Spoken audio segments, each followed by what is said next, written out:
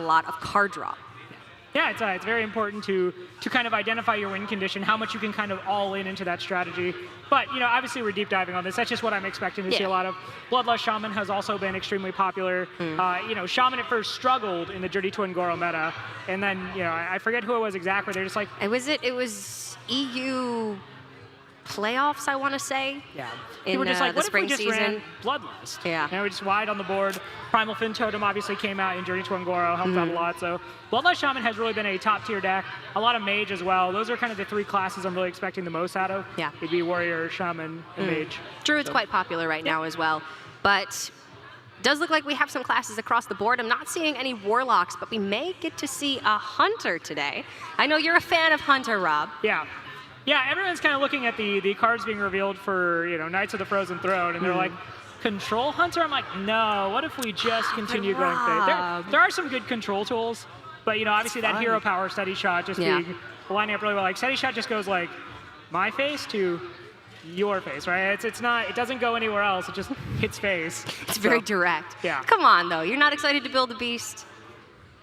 I'm excited to not ever use a hero power that doesn't do damage to the face. I mean, it's a cool idea, but I am curious to see which is going to be better between that and doing 2 damage to your opponent's face. All right, fair enough. Simple to each man. their own. I'm excited for Frostlich Jaina. And then I really, really love Syndragosa. So some form of control mage, actually, I think is shaping up to be quite interesting. But we did have, you know, just a Warlock card actually revealed this morning. A 2-mana, 2/3 Battle Cry. Remove the top card from your opponent's deck. Yeah. That's pretty sweet. I'm excited to see how that's going to affect games. From a design space, it's really cool to see kind of how they're doing some of these newer cards, because a lot of these styles of cards you didn't see anywhere near this style of effect, say, in the beginning of Hearthstone. So there's a lot of stuff going forward. Wanted to give you guys a quick update on the bracket. So as we mentioned, this is the top 8 portion. We're in the quarterfinals. We did have a match off stream resolved. So Manina, I believe it is, yeah, Manina has actually advanced. We'll be going to the semifinals to play the winner of Bootysmasher versus Trojanator, which will be our first match. The players are warming up and getting ready, so we're going to be hopping into this really quickly here. And it's cool to see people who, women who came out and they were playing yesterday. They were able to get those wins. They come back today. They may get their first, I want to say big tournament when this is a fairly sizable event overall, but it'd be kind of the thing that maybe spurs them into playing more, getting more competitive experience, trying to go for, say, HCT, maybe getting involved in open cups. And there's really just, there's nothing like playing in person with your opponent. Obviously, as Hearthstone is a digital card game, there's so much space to compete online. A digital space, if you will. A lot of digital space to compete online, but nothing beats those LAN tournaments, really being able to meet other players, talk with them about your experiences, and get that unique experience. Pop off when you beat them. When you hit the steady shot and you kill them, just get up it's there. All about the steady shot. Yeah. But yeah, it's a great experience for these women to make it to this point. And certainly there's a little bit of some prize money up at the top. They definitely want to win, but I can't emphasize enough that this is already an absolutely massive accomplishment for them. Yeah. It's if you don't compete very often, your first top 8 you always remember, regardless of the game you play. So let's go ahead and see if we have a little bit more information on when this will be starting up here. Looks like they're still just getting ready. Sure. Certainly want to give them the time that they need before we hop into this first match. But I do want to take a moment just to acknowledge our sponsors, of course. We are powered by Twitch, first and foremost. Without them, this tournament could not have happened. So massive thanks to Twitch for their invaluable support. And then Corsair has provided all of the PCs and peripherals on stage that you will see the players playing with. They have been, of course, absolutely wonderful to work with. So special thanks to Corsair as well. Alienware provided all the monitors for the stage and the LAN setup.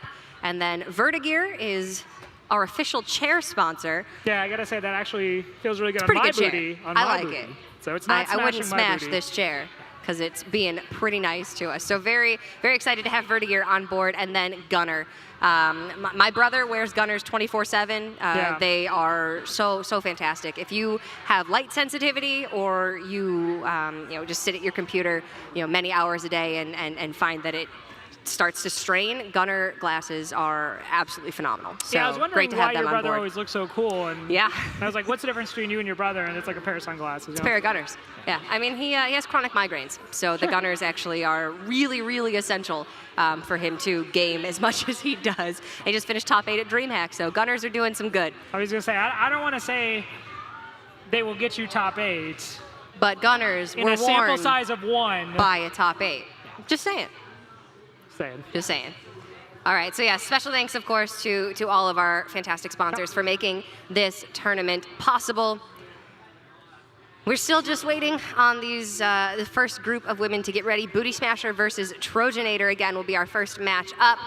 Best of 5, blind pick conquest, no bans. So you bring 3 decks, and then the first player to win with all 3 of those decks will win their series. Yeah, and unlike a lot of the stuff we usually do where it's online, and we have to kind of wait for the tournament admins to resolve things online, we actually can see them over there. They're working hard on stuff. Yeah, they're doing a great job. Yeah, the live setting is actually a lot of fun to cast I'm versus enjoying the it. online There's setting. so many sites, and the ocean is like literally right there. Yeah. Drake Bell's gonna be performing like right outside this tent at 4 p.m. I still don't know who that is. Rob, it just kills me. Yeah, well, Oh my goodness. Is that a lyric from one of his songs? No, it's not. Okay. It's not. Ooh. But Had to guess. We had a percentage chance guys, to get there. Drake Bell is going to be here. So will Aaron Carter, but Who's that? wait, I'm old. I know you're not that old, Rob. I'm You're not old that enough to old. not know Granted, who some of these you people are. may have not been on the Drake Bell, Aaron Carter young Sure. teenage girl craze because you were never a young teenage girl. So I get that. Yeah. But they're pretty awesome. It's Okay. gonna be a throwback. It's gonna be a maybe good if time. things wrap up soon enough, we can go check them out and you can educate me. I will. I on would who be these happy folks to. are. I'd be more than happy to educate you on the finer details of Drake and Josh. Yeah. No, but as you said, we can look out over here. This back area, obviously, here is tented, but out there, there's a beach. There's a bunch of vendors. It's really just a cool location to have an event in general. Southern California, as you were saying, you're from Chicago. I am. I get to kind of enjoy this every day, so it's a little bit lost on me. Yeah. But seeing all these people out here walking dogs, a lot of people are actually wearing the Supergirl Gamer Pro capes. I'm wondering if I can get one of those. I was gonna say, I like I it. feel like you need one. I feel like Yeah. you could use one. Yeah, You're but pretty it's, super, Rob. It's a super cool view, actually being out here. Yeah. There's a lot of stuff that now that I'm realizing will probably be closed by the time we get done. Yeah, pretty much. But I will not would be able love to to buy. see some of the surfing competition. Yeah. They had, I believe, skateboarding as Yep. well. It started as an extreme sports competition for women, I believe 11 years ago. So this is the 11th anniversary, developed as a celebration for female empowerment. So Right. it really is just a fantastic place for both women and men to get together and celebrate women in all aspects of sports that maybe they wouldn't traditionally be seen in. I was gonna say, and celebrate extreme sports. And as you're building out your extreme sport roster, you're like, all right, surfing, skating, Skateboarding, skiing in the winter, Hearthstone. Yeah. What is more extreme than a small blue potato being fired out of a cannon because you drew a pirate? So it's Yeah. just a very natural progression. Patches of potato. Didn't TJ and I were casting global No. games? Okay, well, it was a very silly thing, but he basically pointed out that it's like a small blue angry potato that fires I out. love It's TJ. a very TJ-esque thought. But yeah, it's So something TJ. where Supergirl Pro has been kind of evolving in these past 11 years, and now they're, as seems to be the craze these days, esports is actually being added to the menu, Yeah. which obviously we appreciate because it means we get to come do these cool things. Means I get a but job, so that's good. It does, Cora likes making a living, so Gotta work. Yeah, You've but got your cushy Blizzard gig, so cushy Blizzard gig. I don't know. Yeah, but other than that, it's just seeing more esports events, or more esports tournaments rather, coming into these mainstream events is super cool, and more important, I suppose, is it gives people who are not competing in traditional sports the opportunity to still come out and compete and have fun at these, because if you think about it, if you took the esports aspect out of Supergirl Pro, it would have cut down on say a lot of people coming out to this, because maybe as much as I think surfing is really cool, I have a dad bod, so for me surfing, a dad bod, an inherent fear of sharks. So I'm probably not going to come sharks. You don't like sharks? out. It is Shark Week. No, I love sharks. That's probably because I am from a place where there are no sharks unless you go to the aquarium. But Yeah. I'm a big fan of sharks. Let's just, episode of Talkstone is obviously in full gear anyway. Oh yeah, sorry guys, but I this grew is up in Florida. We're gonna deviate a little. I grew up in Florida, 'Kay. and a story time with Uncle Rob here. Just pull up a chair. Uncle? I grew up in Florida, okay? And I used to go to the beach all the time as a kid. And I swear 3 times in a row, I went to the beach, shark fin. Like, I'm just out in the water. Like, I'm not even far out in the water. Yeah. And I would just see the shark fin, so. But those are the small sharks. They're not going to hurt you. You know, small sharks still teeth. Isn't it like biting. more people die each year by like being hit by fallen coconuts or icicles than by shark attacks? I think you technically have a better chance of catching an Articuno right now in Pokemon Go than. That's very difficult. Yeah, but no, seriously. So if it was just surfing or Yeah. skateboarding, you know, it might not be something that necessarily appeals to me, but you know, local Hearthstone events for me, obviously, I'm just like, where do I sign? How do I get out there? Well, and it's two different worlds that sort of do work well off of each other if you think about it. Extreme sports and esports are, you know, skateboarding and surfing, and then Hearthstone. Could esports actually just stand for extreme sports? It could. It doesn't, but it could. I was trying to make a connection here, and you just memed me off my connection. That's fine. That's fine. Yeah. I didn't know where I was going with it. I was improv in that one. So. Yeah. I mean, obviously, as we mentioned earlier, we're just waiting for everybody to get ready to go. This is... we are in game, so we actually are ready to go here. There's going to be Bootysmasher versus Trojanator. Oh yeah, they're actually they're prepping. They're prepping up. Okay, they were testing. I was gonna say I saw a Gurobashi Berserker and a Raging Worgen in there, so I was like, this is pretty unusual. We were talking about maybe there will be some unusual flair to these decks. You know, you can certainly run Gurobashi Berserker and Raging Worgen in Warrior decks with Whirlwind effects, right? With Battle Rage. Yeah, I can see it work. It sounds like we are about to hop right into the game, though. That was the test game, so we're about ready to go. So yeah, without further ado, looks like we're going to finally get into the first of our quarterfinals matches. Yep, it's going to be Bootysmasher versus Trojanator. Yeah, and this is it. This is single elimination. Yes. Best of 5 conquest, no ban. So the winner moves on to the semifinals to take on, I believe it is Menina. So the loser, that's unfortunately the end of their story at Supergirl Gamer Pro, but it could still be a cool entrance potentially into playing competitive Hearthstone. Yeah, and this is the first of 3 quarterfinals we will have, and then of course that will determine who goes to the semis and ultimately who will be in our finals. So game number 1 is going to be Bootysmasher on what looks to be a Murloc Paladin. Yep. And then we've got Trojanator on the bottom there. And I believe that's a Primal Fin Totem, so I'm going to say Shaman. Yep. Our monitor is out temporarily, so we're kind of gazing across. Yeah, but it is going to be Bloodlust Shaman versus the Murloc Paladin. So the Murloc Paladin right now has kind of hit a place where you either take the more aggressive approach and you have, say, the Grimscale Chum, which buffs up the early Murlocs, or you go more the route of kind of having the heavier top-end deck. We don't see necessarily anything that tells us exactly what this is just yet. The Ragnaros Lightlord has kind of become standard. Maybe back in the day it was a little more, you only had that in control style decks, but it's kind of become more standard to just that mid-range package. Yeah, you can really load up your top end with Murloc Tidecallers and even fit in like the Cold Light Seers and still run Rag Lightlord at your top end alongside Primordial Drake, Tyrion Fordring, of course, and then the Curator, which can give you the additional card draw in the later game against control and mid-range matchups when you don't run cards like Divine Favor, for instance. Yeah, there are issues if you do not get the right cards in the correct sequencing there. We see both players actually have fairly decent early starts, so I like what we're seeing from Trojanator. Has a pretty solid curve, and in general, that can lead to a very powerful early game, which the Bloodlust Shaman doesn't necessarily need to win. Again, they have kind of the mid-range win condition if they do get to a point where they just have a wide board and can use the Bloodlust to win. They have the evolve potential with the Doppelgangster evolve combo, or just even making a semi-lightweight board and just evolving it. So a lot of different ways you can go if you have that early start as the Shaman. The Shaman does have one of the best tools against Murloc Paladin in the form of Devolve, because it ignores stat buffs, it ignores Spike Ridge Steed, and most of the minions that the Paladin runs are 1 to 2 mana cost minions, which are then devolved into all 1-drops go to Wisp, and 2-drops usually have 1 or 2 attack that can then be cleared up by Maelstrom Portal or Lightning Storm. So a good start for Alakir off Stonehill Defender. Yeah, we were getting out of program fix, so now we are officially on real time. But this is a really dominant start here from Trojanator, and Bootysmasher going to need to use that Lightning Storm sometime soon potentially to deal with it. The problem though is that Lightning Storm, if it doesn't hit double 3, you're in such a bad spot. You wasted a critical resource. No, you really needed to hit triple 3 with the patches.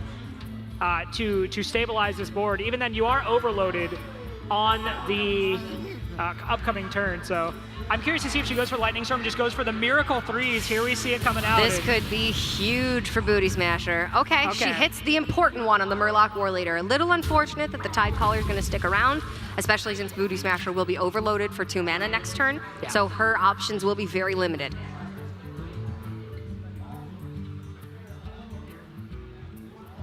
So now there's a situation where Trojanator has lost 2 Murlocs. If those Murlocs had stuck, if none had died, you have to believe Megasaur was just going to come down and it was going to be an absolute haymaker. But Trojanator kind of forced to reevaluate the options there. It's like, okay, I can just take it a little more slowly. I understand Bootysmasher is going to probably be overloaded on the following turn, assuming there's no hijinks, say Eternal Sentinel coming out, something that would have unlocked those mana crystals. And I like just going here for the Murloc. Just go ahead and get that Secret going. Yeah, still pushing a fair bit of pressure. Already has Bootysmasher down to 16, and again, Bootysmasher is only on 2 mana, but Hungry Crab off the top, that is what you want to see. That is a lifesaver in this matchup, especially since Bootysmasher was going to be even further behind once the Gentle Megasaur came out next turn, but she will elect to not play the Hungry Crab to kill off the Tidecaller, instead going to go with her Primal Fin Totem. Yeah, I don't know that I love that. I'm going to be honest. I think this is more just an investment in the board state and saying, like, okay, let's go ahead and get our own stuff on the board. We assume that they're just going to trade out. But yeah, that Stampeding Kodo certainly changes the flavor of the equation. Does not have to put 5 damage into the Primal Fin Totem if she wanted to stop it. So yeah, this is a situation now where Trojanator absolutely pushing a lot of pressure, has lethal represented on board, essentially, if nothing happens. So had the Crab come out last turn for Bootysmasher, the Tidecaller would be off the board, so she would have 5 additional health, and then the Crab would be a 3/4, which would challenge the Hydrologist directly and allow for Jade Lightning to finish off the Stampeding Kodo then. So I think I really would have liked her to just play the Hungry Crab last turn. Obviously, you want to emphasize mana efficiency, and the Primal Fin Totem used the full 2 mana remaining, but the Hungry Crab overall just would have been a stronger play. Yeah, it certainly would have. It looks like she's holding on to that Hungry Crab, though, for a specific target. Would be curious if she's maybe eyeing second War Leader. Maybe she expects Finja to come out, but she doesn't really have a whole lot of life left to play with at this point, so have to think that's going to come out soon just to get value, just to survive. Well, we did see a copy of Lightning Storm in her deck already, so it is possible that Bootysmasher is teching more against aggressive decks, maybe against the Mirror. It's possible she could have a copy of Jinyu Water Speaker in the deck, but I wouldn't expect it. So it is likely that this 11 points of life is all that she's working with for the rest of the game. Yeah, in the meantime, Trojanator makes the one trade she can that makes sense there and continues to push a little bit of damage. Now we're on a point where Bootysmasher is on 6 mana. And there's really nothing that stands out of being a super powerhouse play. You're paying most of the mana for that thing from below, but she does at least have the Hungry Crab, which she can now drop on the Murloc.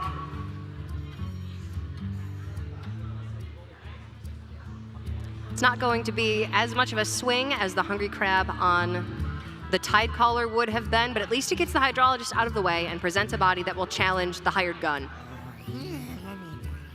Looks like we actually had the player's name switched up there, so they have been corrected. Apologies for that, and Bootysmasher, trying to see the Murloc hero for the Shaman can be eaten by the Hungry Crab. Obviously, we know it cannot be. So yeah, Hungry Crab does finally come out there, gets that value, and now she does have a 5/5 body with a taunt that is protecting her, so that is something. It is, and if Bootysmasher can get to turn 8, where she'll have Elekir the Windlord, she can maybe use that for a little bit of clear, and it will also be an additional taunt that can protect her dwindling life total.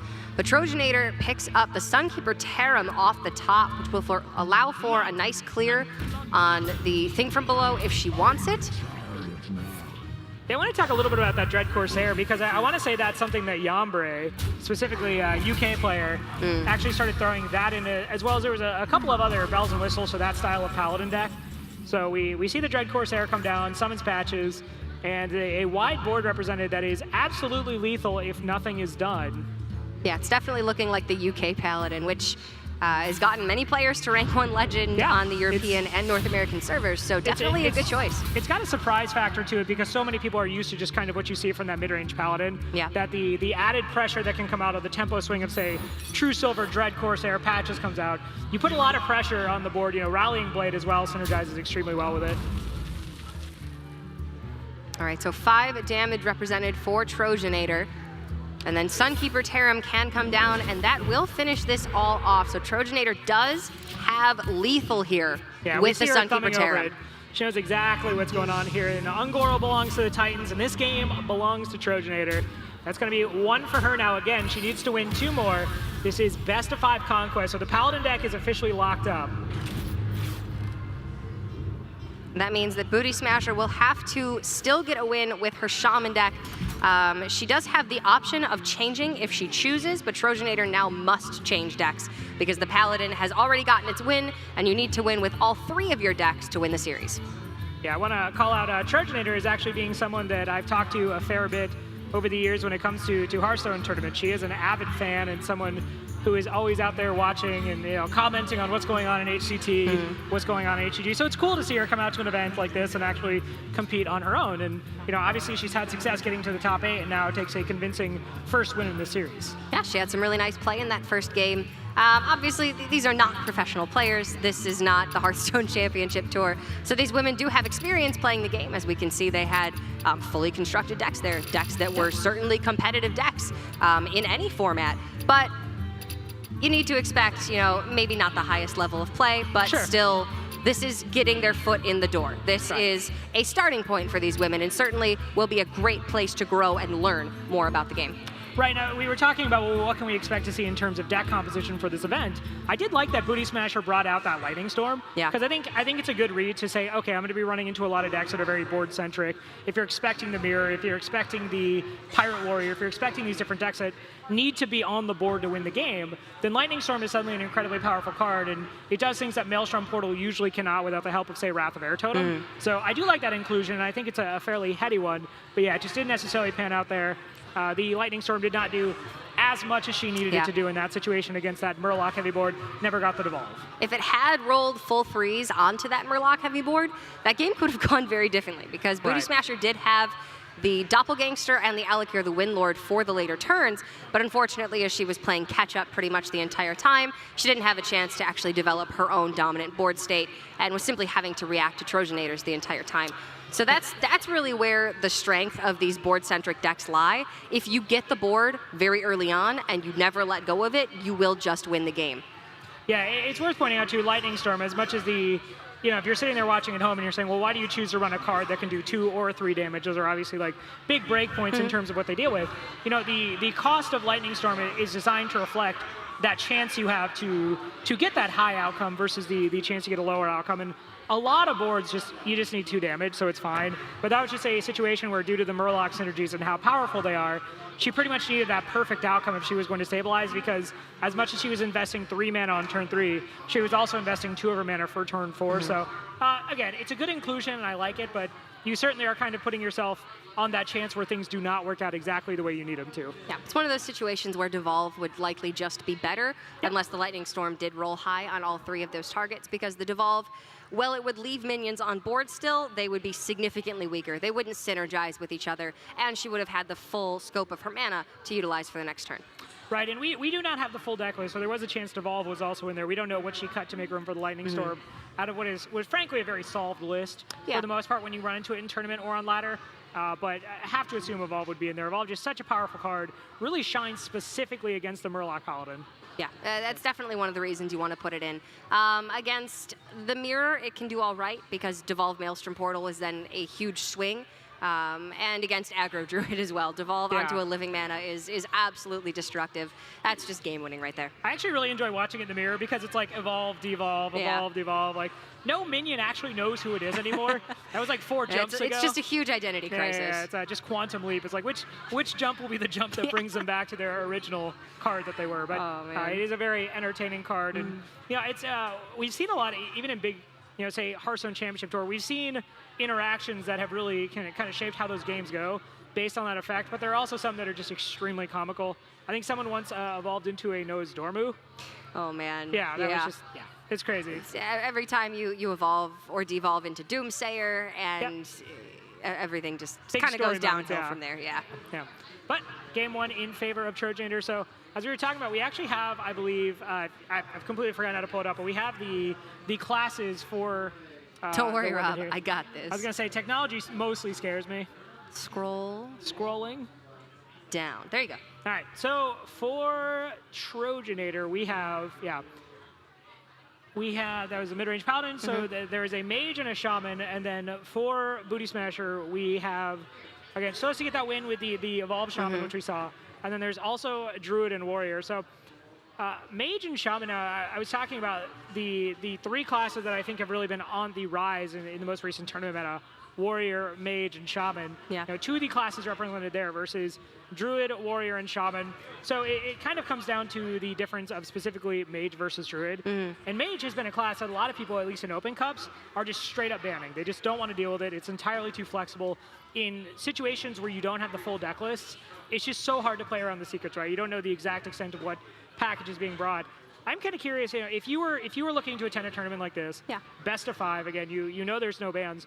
How do you approach that lineup? Well, Secret Mage is certainly a great choice. Mostly you bring it because it counters Jade Druid. Right. That's one of the reasons why you want to bring it, but it can run out of resources quite quickly. However, I would expect to see a lot of Jade Druid in this current meta, so Secret Mage is a great choice. I personally would go with the mid-range Paladin every time. I think that just fits in so well. It's very flexible. Evolved Shaman also is aggressive, but can take down control matchups quite easily. Right. That third deck for me is a little bit of an outlier. Potentially Jade Druid, but also I think Priest is very strong right now. We were very surprised by the representation that Priest had in DreamHack Atlanta just this past weekend. It was absolutely destroying. Granted, that was a last hero standing format, so it is quite different than Conquest, but Priest has fantastic matchups across the board, and it does, I think, bring that little bit of surprise factor. If you're so used to playing against the same 3 or 4 classes, and you bring in one that, maybe it's tier 2-ish, but not many people are playing it, then that does give you a little bit of an advantage. Yeah, some of the slower style of Dragon Priest decks kind of got a buff when Quest Rogue kind of went away. Yeah. When we were kind of looking at like who'd be the winners and losers in that situation, and I think a lot of people were expecting more from Miracle Rogue. The Miracle Rogue, due to the kind of inconsistent nature of the deck, yes, it has outcomes where if you have like an opening hand of like coin, Vin, Cleave, you can just kind of go off and win the game there. Yeah. But a lot of it kind of comes down to what you get off your hallucinations, what comes off your swashbucklers. I love the deck. It's one of my favorites to play. But it's just not super consistent in how the matchup goes every single time. You're really relying on a lot of things going your way. Whereas these Priest variants have kind of come out and, even, Draken Operative, again, you're discovering, you still get a level of consistency that you can rely on that still makes for really powerful decks. So as much as I don't think Priest has made it to tier 1 just yet, they're kind of a sneaky, fringe tier 1, tier 2 deck. And for the reasons you said, you can just bring it to a tournament and actually get a lot done with it. People aren't always familiar. It's like, well, how do I specifically play around Potion of Madness? Yeah. How do I space out my threats if I'm expecting Shadow Word Pain? There's just a lot that you don't expect. And, it's kind of like Mage Syndrome, really. A lot of amongst the different decks, it's not always obvious what you're running, right? Like, are you running Dragonfire Potion? Is there maybe a Holy Nova Tecton for specific reasons? So it's a very sneaky archetype, but it doesn't look like we have really... I think we have 1 Priest today. 1 Priest, yeah. So it's not necessarily made it to, in a system where you're only bringing 3 decks, it's not that popular that it kind of eclipses those core decks. It's more likely that you'll be seeing Pirate Warrior, Aggro Druid, Aggro Shaman, mid-range Paladin, the really core strong decks, because you can try to get crafty, you can try to outwit your opponents, but in the most likely case, just bringing 3 strong decks is going to be the way to win. Yeah, and I mean that's one of the most valid Conquest strategies we hear pro players say all the time, which is just bring the strongest decks. And if you're not looking to target something, and with the ban not being present in this format, it's a lot harder to target something, right? You can't just say like, okay, well, I don't want to deal with Jade Druid, so I'm banning out Druid. You kind of are just left to whatever your opponent's bringing. So 3 strongest classes, at least in your mind, or 3 decks you feel most comfortable with. There's obviously middle ground between strongest decks and ones you feel comfortable with. That's kind of the strategy that it seems like most of the players went with. Yeah, that's definitely, I think, what we're going to be seeing most here. And in game number 1, I think, illustrated that quite well. Because the mid-range Murloc Paladin has been tier 1 for several months now. And the Evolved Shaman, like you had said, once it came out, it kind of just never left. So although Shaman did struggle at the beginning of the journey to Ungoro meta, it has been shining completely for the last several months. Yeah, it's a deck a lot of people were actually banning out, I want to say, at DreamHack Atlanta. We were just talking about that. It was and Valencia as well. Shaman got the ban. It has so few truly bad matchups and shines against so many different decks. All right, looks like we're going to hop into game number 2 here. It is going to be Trojanator on the Mage versus Bootysmasher on the Pirate Warrior. Now, we see the Mage here, the double Arcane Giant. I want to say this style of deck was popularized by Surrender, who's a Korean player that I want to say is on Planet Odd right now. Is he with Hoi and Navi? I believe so. Yeah. I believe they all got picked up at the same time. Yep. Not Navi. Or no, Navi's on Gale Force. Yeah, who am I thinking? Zixo, that's what I'm thinking of. Yeah. Zixo, yeah. Yep. So we see close-ups of our players as they get into game number 2 here. And Mana Worm certainly what you want to see on turn 1. Trojanator as well has that Arcanologist, has the Primordial Glyph of Frostbolt, so she's all ready to go if this is a slower style of Warrior. But as we see, Bootysmasher about to live up to the name with the style of decks, or style of cards in her hand. But this is a big whiff. Not having anything to play on turn 1 or turn 2 is absolutely detrimental to the goal of the Pirate Warrior. You want to carve out, you want to out-tempo your opponent, and then after you do the initial phases with minion combat, then you want your Mortal Strikes, your Heroic Strikes, your Arcanite Reapers to come in and finish the job. So the fact that Bootysmasher had no N'Zoth's First Mate and no Fiery War Axe, that's very, very bad. That's what I was going to say. When you're playing against Mage specifically, Fiery War Axe is just so strong in the early turns against Mana Worm, against Arcanologist. You know, Arcanologist is obviously really strong because it pulls the secret out of your deck, and then you have access to it, but you know, don't sleep on the fact that it's just a 2/3 body that is actually really powerful in the early minion combat stages of the game. We see Bootysmasher there forced into a situation where she felt like she had to play the Salcy deckhand, just get something going, and then just hero power. Certainly life is something that you need to be very cognizant of in the game. I thought you were going somewhere else. You were like, certainly life does not always work out the way you want it to. Sometimes you don't get the hand you want. No, your life total is something that you need to be very aware of, but as the Pirate Warrior, I think I would have liked to have seen her play down either the Frothing Berserker alone or the Southsea deckhand alongside the Bloodsail Raider. She needs to take back this board. She has a hand that is entirely minions, and these minions need to get down and start doing some work. She's not going to end the game with this hand. This is a hand that is very nice for the early game, but when you miss the first couple of turns, you're going to struggle. So I think I would have liked to see her be a little bit more liberal with her resources. Especially once that board goes wide from Trojanator, there's no AoE effects. You're not running Ravaging Ghoul. Deathbite would be great in this deck, as we've seen in Wild, but Deathbite, unfortunately, relegated to Wild, so unable to use that. Once his board goes wide for Trojanator, Bootysmasher is just going to have an extremely difficult time getting back on. They kind of are best served at dealing with one threat at a time, whether through value trades with, say, Core Chrono Lead, or the Arcanite Reaper, Fiery War Axe is making those big tempo trades. And yeah, I gotta be honest, this one's looking a little bit grim for Bootysmasher already. If you give the Mage even a little bit of leeway, they are going to run away with the game. If they have time to set up, time to get their secrets active, time to build up a board with the very few minions that they do have in the early game, they're going to spiral it out of control. They're going to end it very quickly with Fireball, Frostbolt, Firelands Portal, and you will simply not be able to deal the damage that you need to end the game as the Pirate Warrior. So Trojanator's still completely in control here. Bootysmasher has only dealt 1 point of damage with the patches. Yeah, and as we were saying now, this is a situation where Bootysmasher doesn't have a clear course to get back on the board. If she'd gone ahead and brought out that Core Chrono Elite, maybe tried to value trade into the Arcanologist, the Babbling Book was just there.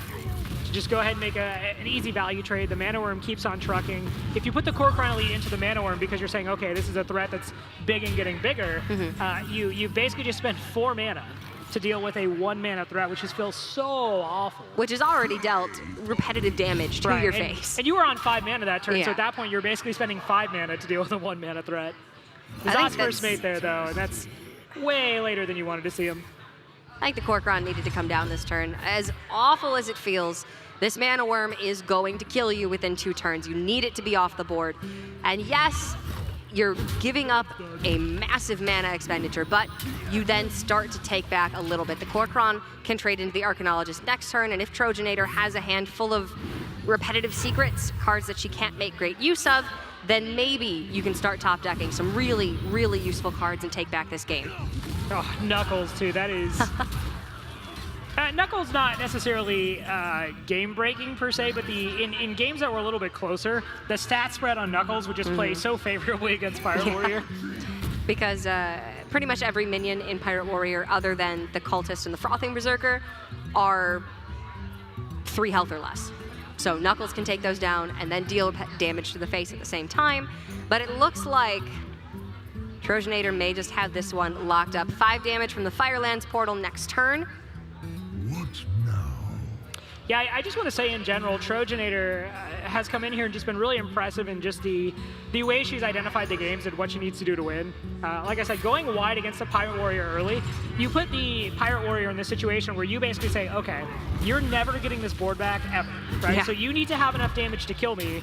And that was so early on, and Bootysmasher had clearly whiffed on drawing the Fiery War Axe, so it just did not look likely that she was going to get that kind of start where it was, okay, I put down an axe, I buff up the axe, I keep going, you know, I put down a Sal Sea Captain with a patches, get something going, and just making the read that that's not what was in Bootysmasher's hand, and just kind of going really hard from there. And yeah, now it's a situation where she still has the board, Bootysmasher is facing down damage, and she's nowhere near able to raise. Silence in all things.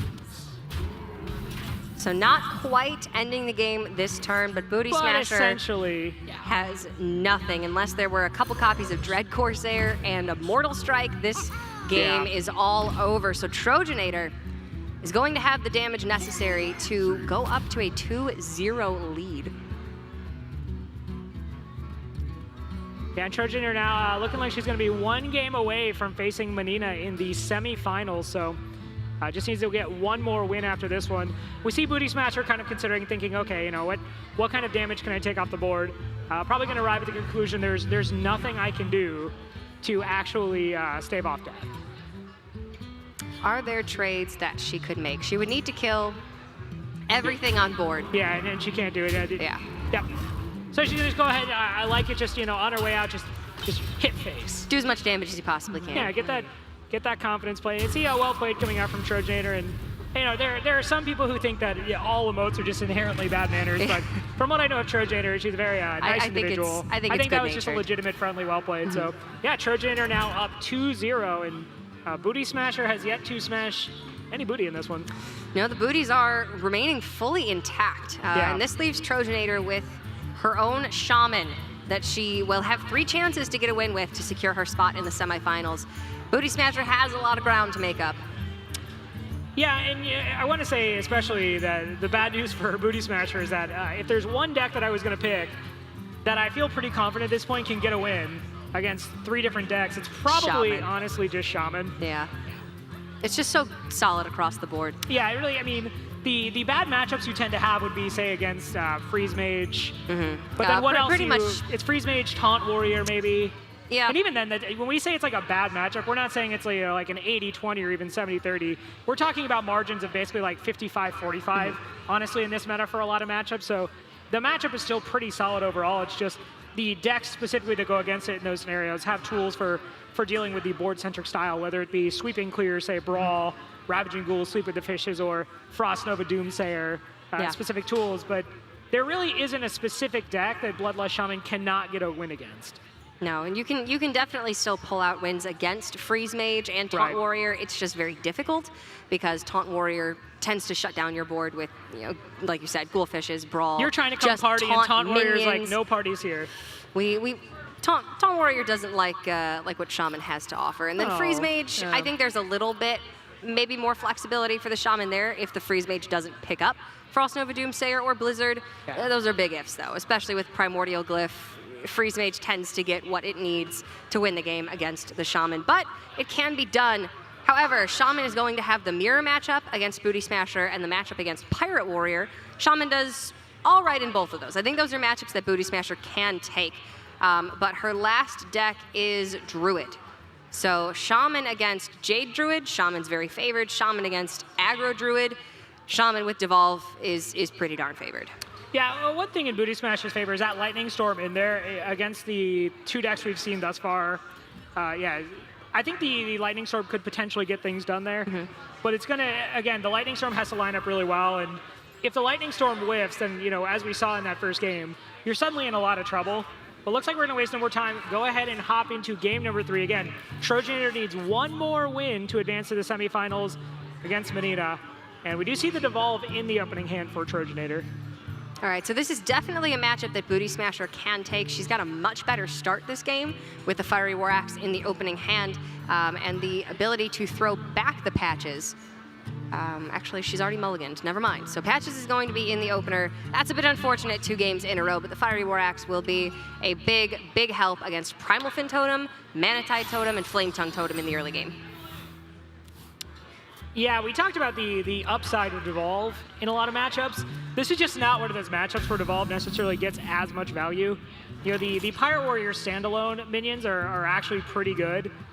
So you're not necessarily looking to leverage the synergy effect of, you know, Devolve destroys Murloc synergies. It does substantially less against the pirate synergies. Yeah. Because a lot of the pirate synergies that you really want are just ones that build up your weapons. And since Devolve doesn't interact with the weapon, it's just much worse. But Maelstrom Portal right there, you know, back before Journey to Ungoro in the Year of the Mammoth, when you were playing as the aggro shaman against the pirate warrior, you would actually devolve specifically, or not devolve, you would mulligan specifically for Maelstrom Portal. It's just so powerful against Salsi deckhand, so powerful against Patches, obviously destroys the threats, puts your threats on the board, so that's exactly what Trojanator wanted to see there in the opening. Okay, couple series of events here that were a little bit strange for me. Maelstrom Portal is such a valuable resource. I'd be very hesitant to use it against just a Patches on board, especially when you have Primal Fin Totem, which challenges the Patches with their 1/1 Murloc, and then the only thing that counters it would be the Fiery War Axe. So I would tend to save that Maelstrom Portal for later, especially when you have a Devolve in hand to combine it with. And then if I were Bootysmasher, I would be killing that Light Warden all day, every day. Healing Totem is a thing, and you are the Pirate Warrior, yes, so you're aggressive, but you are also needing to control the board in the early state. So at the very least, save your Fiery War Axe for minions. Don't necessarily need to kill the Light Warden, but I wouldn't have gone face there. Yeah, I hear you there, Cora, but I think sometimes just swinging face is great. We see a little bit of a miss sequence there from Bootysmasher. Did not go first with the Salsi deckhand, so unfortunately once the weapon breaks, the Salsi deckhand no longer retains the charge buff. So. Yeah, especially with Upgrade and Bloodsail Cultist in hand, Bootysmasher could have had a much larger Fiery War Axe that she could have kept then repetitively beating down Trojanator's board with while building up her own. So that was a massive devolve for Trojanator. Biteweed, you know, Edwin Van Leaf just doesn't get the job done. Edwin Van Leaf, unless he's coming from your hand, oftentimes does not get the job done. And Even when he's I was in saying your that hand. Devolve isn't necessarily always as impactful against Pirate Warriors to say it would be against the Paladin. Yeah, that's Paladin, but it certainly did enough there. It was pretty good. But that does mean that Trojanator now has no other board clears in hand. So if Bootysmasher does get the tools to combat Trojanator's board while building up her own, then Trojanator could be running into maybe a little bit of trouble. Yeah, you know, aside from what we've seen thus far from Trojanator, prior to the Jade Lightning draw, the hand was looking a little bit clunky. We see 2 copies of Doppelgangster. Doppelgangster, you know, there are points where you can play it on the board without Evolve. That's usually not what you want to do with it. The ideal outcome is that you play it with Evolve. So the idea of just playing down the Doppelgangster, unless you have the Bloodlust to follow it up on the next turn, not necessarily super appealing. But Jade Lightning there, a welcome pickup, as it does allow for Trojanator to get rid of a threat and then just go ahead and make the 1/1 Jade Golem, which is not normally that threatening, but because of Bloodlust is something then that you suddenly have to consider. And Trojanator going wide again on this board, and you know, if you're playing against the Taunt Warrior, this board would be really easily dealt with, but you know, with Flame Tongue Totem, with Bloodlust, you are just making so many low-key threats that the Pirate Warrior just can't deal with. I do like that Bootysmasher stayed consistent with her game plan and did go full face this turn, because I think her time to trade has passed. Had she expended this damage on the board, Trojanator would still have board advantage, and then Bootysmasher would have just lost 7 damage to face. So I don't know that she could have won this game either way, but I do like that she stayed aggressive there. Right, yeah, Trojanator was forced to make those trades there to get rid of the Core Chrono Elite, or at least she felt forced to. And that's information for Bootysmasher that can kind of say, okay, well, if she had had Flame Tongue Totem, obviously would have come down there. If she'd had Bloodlust there, she might have just felt inclined to use it just to push pressure. It wouldn't have been lethal, but would have still been pressure. On the other hand, though, her hand is run pretty dry, and she's just kind of in a situation now where there's just a big old thing from below saying, nah, I don't think so. I would have liked to see her go with the Heroic Strike there to kill the thing from below, because then her Dread Corsair is not dead on board. Yes, you have to expend 7 damage into it, but you've got 3 weapon swings that you need to use, and you've got 4 more weapons in your deck still, it's very likely that you're going to draw another one, and you need to use them while you still can. Trojanator goes ahead and displays it Evolve there, realizes, Pirate Warrior doesn't draw cards, right? So what you see is probably what you get, and the card being held in hand by Bootysmasher is probably just a source of direct damage. So Mortal you Strike, probably, maybe. Mortal Strike, Heroic Strike, something there that you feel it's okay to just go ahead and use that Evolve. It's never necessarily going to get any better. So I like that. It just allows her to, have a little bit of a better board as opposed to having to trade into the 3/3 Dread Corsair. But, hey, look, Leroy not summoning Whelp, so suddenly great card, right? It's great value right now, and actually Bootysmasher can get through both of the Thing from Belows, with the Leroy into the one with 5 health, and then the Rusty Hook into the 3 health. Trojanator still has board, and Bootysmasher is out of resources, however, so things are looking grim. Yeah, it looks like Trojanator basically has this one wrapped up. Bootysmasher figuring out what she wants to do. Okay, so she takes a value trade there to go ahead and get rid of the Stoneclaw Totem and says, okay, Trojanator's going to have to put more into the Leroy to deal with it. The problem with this value trade is that you're probably not going to get what you want, which is ideally a Thing from Below to go into Leroy. Yeah. It's probably just going to be the 1/1 and the 1/2 you see on the board. So you are getting rid of bodies for the Bloodlust, but you're kind of on a little bit of this escalator to nowhere, where it's like, okay, how do you actually close out the game?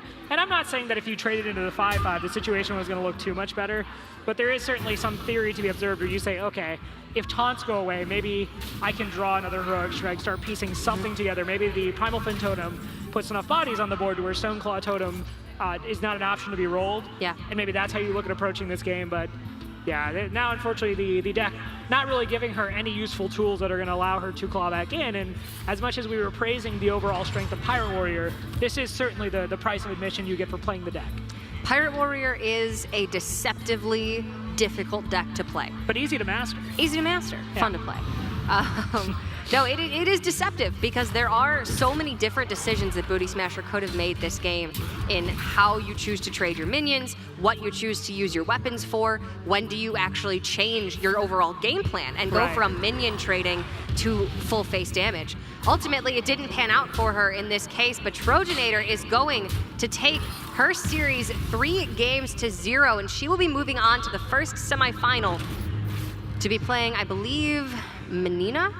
Yep, it's going to Yes. be Menina, who we did not see. She actually played her match off stream, so both players are now in the semifinals, and Bootysmasher came in with a clear agenda, but Trojanator emerges booty unsmashed, moves on to the semifinals. So good for her. And like I said, she's someone who I've been talking to for a long time as a caster.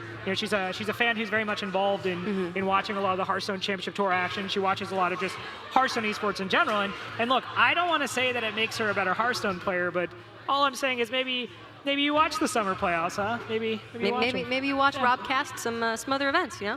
Who knows? Maybe you watch Koracast some other events. Yeah, who knows? Yeah. But it was a good series. Trojanator, let's not mince words. Trojanator certainly came in, and I think showed she had maybe a little bit better understanding Yeah. of Hearthstone at this level, and rightly so, has advanced to now the semifinals. It does seem like Trojanator was at a distinct advantage there, Yeah. just as far as understanding of the decks and understanding of the matchups. She played quite well. Yeah. There were maybe a few things that I would have done a little bit differently in there, but ultimately nothing detrimental to her overall game plan. She knew what she had to do, and she executed quite well.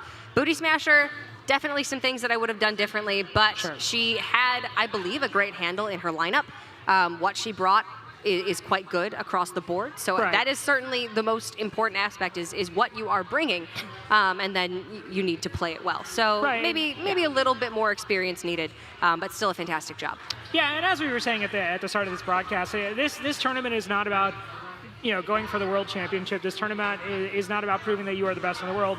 This is a part of a greater event in Supergirl Gamer Pro, Supergirl Pro, and coming out and really just celebrating women in esports, women in extreme sports. So it's more a festival and more kind of a celebration. And Yeah. this tournament is just a way to celebrate those specific things. So still cool of Bootysmasher to come out, make it to the top 8, come out and play for us, give us the opportunity to cast our match. So shout out to Bootysmasher for coming out and playing, and shout out to Trojanator for advancing, and looking forward to the rest of the matches today. Yeah, we will be seeing Trojanator in the first semifinal of the day later on today.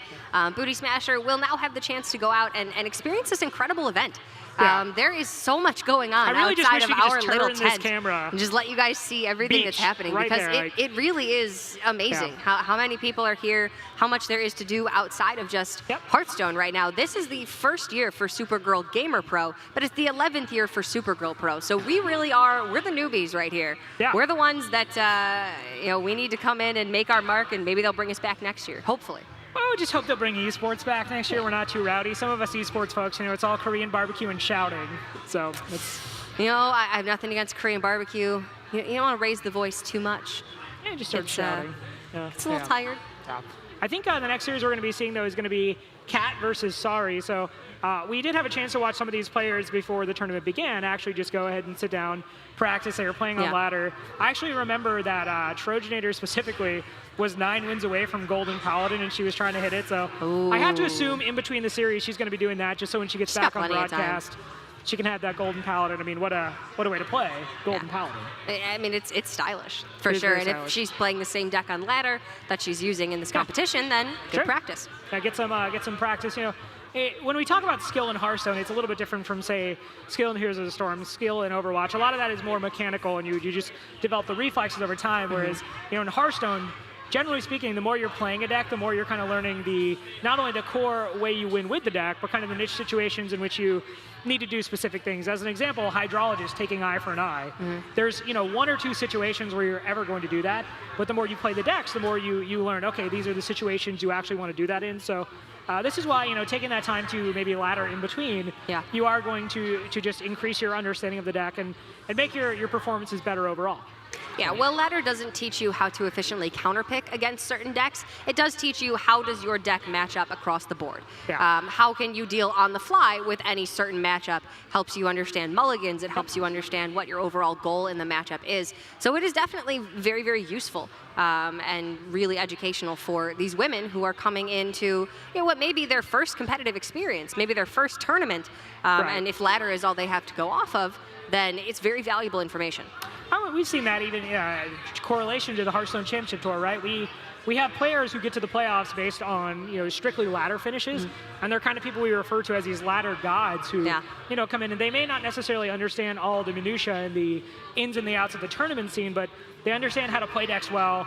They understand everything about their specific classes they play. And we do occasionally see them have success. Fibonacci is someone that comes to mind.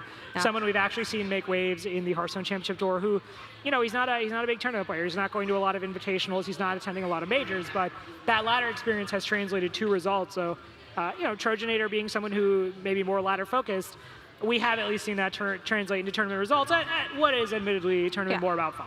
The grinders are some of the most respected Hearthstone players in the scene. Yeah. I mean, you look at players like Muzzy, players like Tyler. There is only one grinder in Hearthstone. I talked to Muzzy in China at the Spring Championship, and there is only one grinder. There's Muzzy, but there's other people who play ladder a lot. There's like other people Tyler. who play a lot. Yeah, Tyler plays a lot, streams a lot. Like Fibonacci, you said, who has some ridiculous amount of warrior wins that is maybe upwards of 20,000. I don't even know. I oftentimes forget that Fibonacci is maybe taking the game as seriously until randomly a tweet pops up my feed where he's like, yeah, here's a list. I got 27,000 wins this month. He's playing like some really bizarre control warrior right now, and I think he's like ranked 6 legend. And other pros have openly commented on his tweet being like, I don't understand how this works, but he won 22 games in a row. Just nobody thinks like Fibonacci when it comes to Control Warrior. It's absolutely incredible. But we are going to be setting up for our next matchup. It is Cat versus Sari in our second quarterfinal of the day, but the third quarterfinal overall because Menina did win her match 3-0 offline. And then Bootysmasher, we just saw, unfortunately, lose. That's not Bootysmasher, it's Bootysmasher. Bootysmasher, oh my goodness. Well, you'd have to think you'd be a Bootysmasher if you're going to become a Bootysmasher, but so it basically translates. Yes. But yeah, we are seeing the players start to get ready for their series, and the opportunity to come out here, and we talked to some of them a little bit on Twitter when they realized their matches were going to be casted. They're extremely excited to just come out here and have this opportunity to play in a tournament setting, but enough talk. We are getting in. It is going to be Priest versus Cthulhu Warrior. Oh, this is sweet. I have not seen a Cthulhu Warrior in quite a while. Malkazar, too. Okay, this is going to be fun. All right, the gloves are coming off. Yeah. Who knows what to expect now, because Prince Malchezaar puts 5 random legendaries into your deck. Yeah, you know, Malchezaar hasn't necessarily found a ton of competitive footing, say, in the ladder or in any of the HCT tournaments, but, you know, it's hard to ignore the effect you get of just 5 additional legendaries in your decks. There are some that you can hit that are absolutely nuts. And then, you know, on the other side, you can hit Millhouse Manastorm. Yeah, you can hit Lore Nat Walker Pagel in a Cho. situation that doesn't call for Nat Pagel. Yeah. Yeah. You can hit Nat the Darkfisher in a situation that calls for Nat Pagel. Yeah.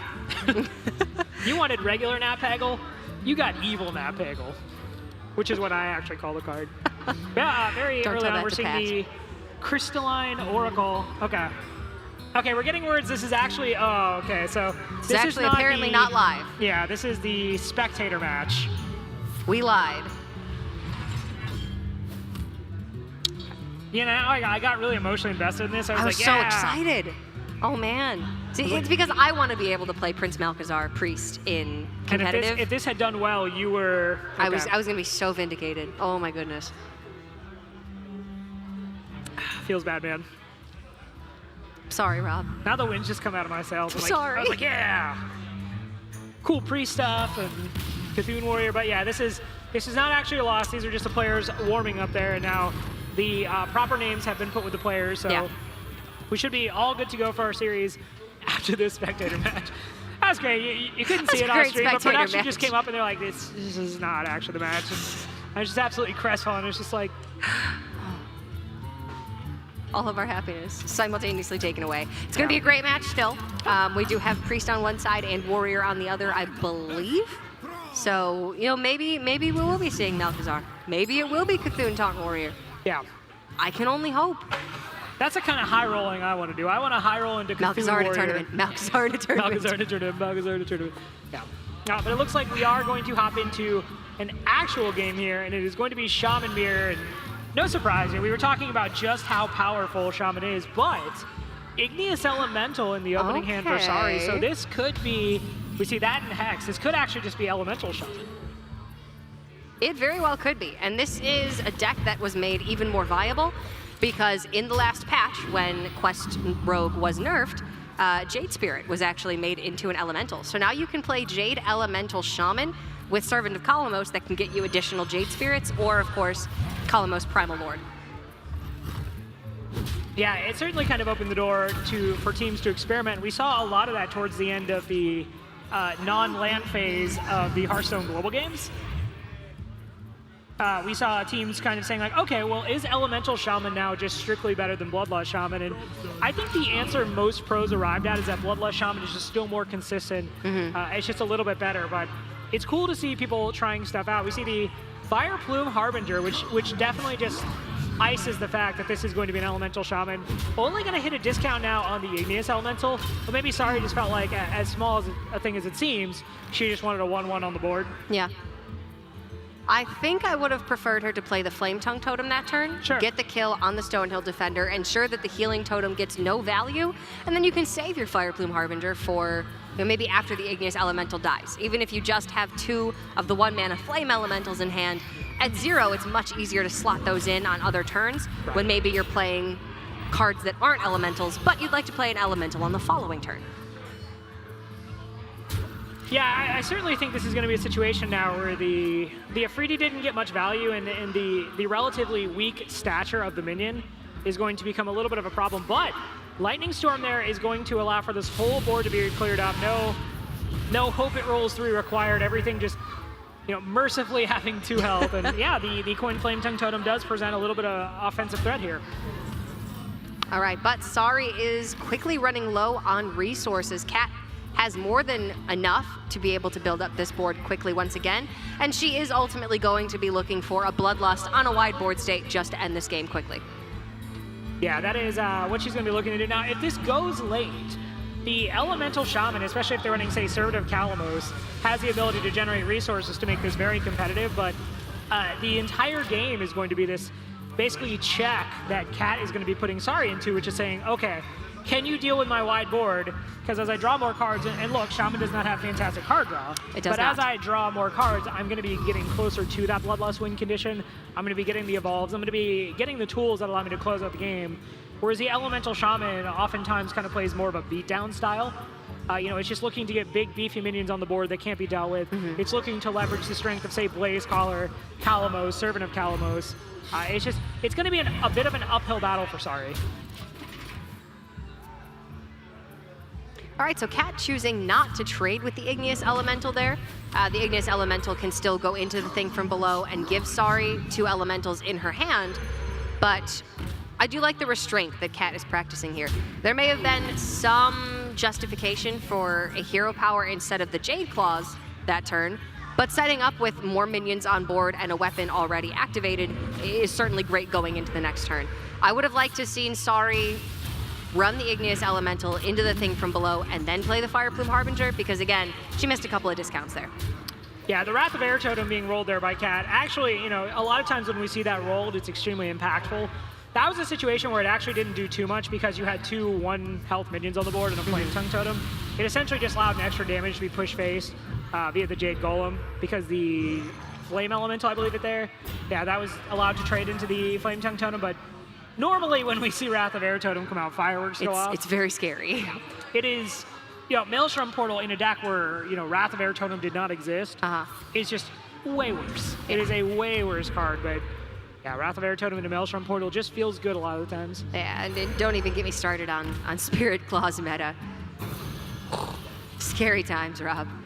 No, I was playing Arena the other day. I ended up managing to go 12-2, but I ran into a Shaman. One of the losses I got was somebody who actually had Spirit Claws, and he had that spell power down. And it's just like, oh, this is still pretty good. This is outside still of standard. really good. Yeah. If they can make it work, oh goodness, what is the name? Used to be a 1-mana, 1/2, gain +2 attack. Small Time Buccaneer. Yeah. I have still been absolutely rolled by Small Time Buccaneer in Arena. Yeah, very different world, Arena. Now, we see Sari Scary starting place to to run live. thin on resources, but she did manage to stick the thing from below on the board, so that is a big wall, and the Shaman deck that Cat is playing certainly does not excel at dealing with wide boards of, say, mid-range minions. The good news for her is all she has to deal with right now is that thing from below, and then otherwise everything else is extremely small, and Cat's probably made the read that Sari is not actually running Bloodlust based on that style of deck. Now, don't want to say that's definitively true, because you still occasionally see one Bloodlust, because You do. it is its own win condition, so it certainly could pop up and be a force to be reckoned with, but she can probably operate safely under the assumption that what she's probably going to more run into is kind of the mid-range style of minion end of the game.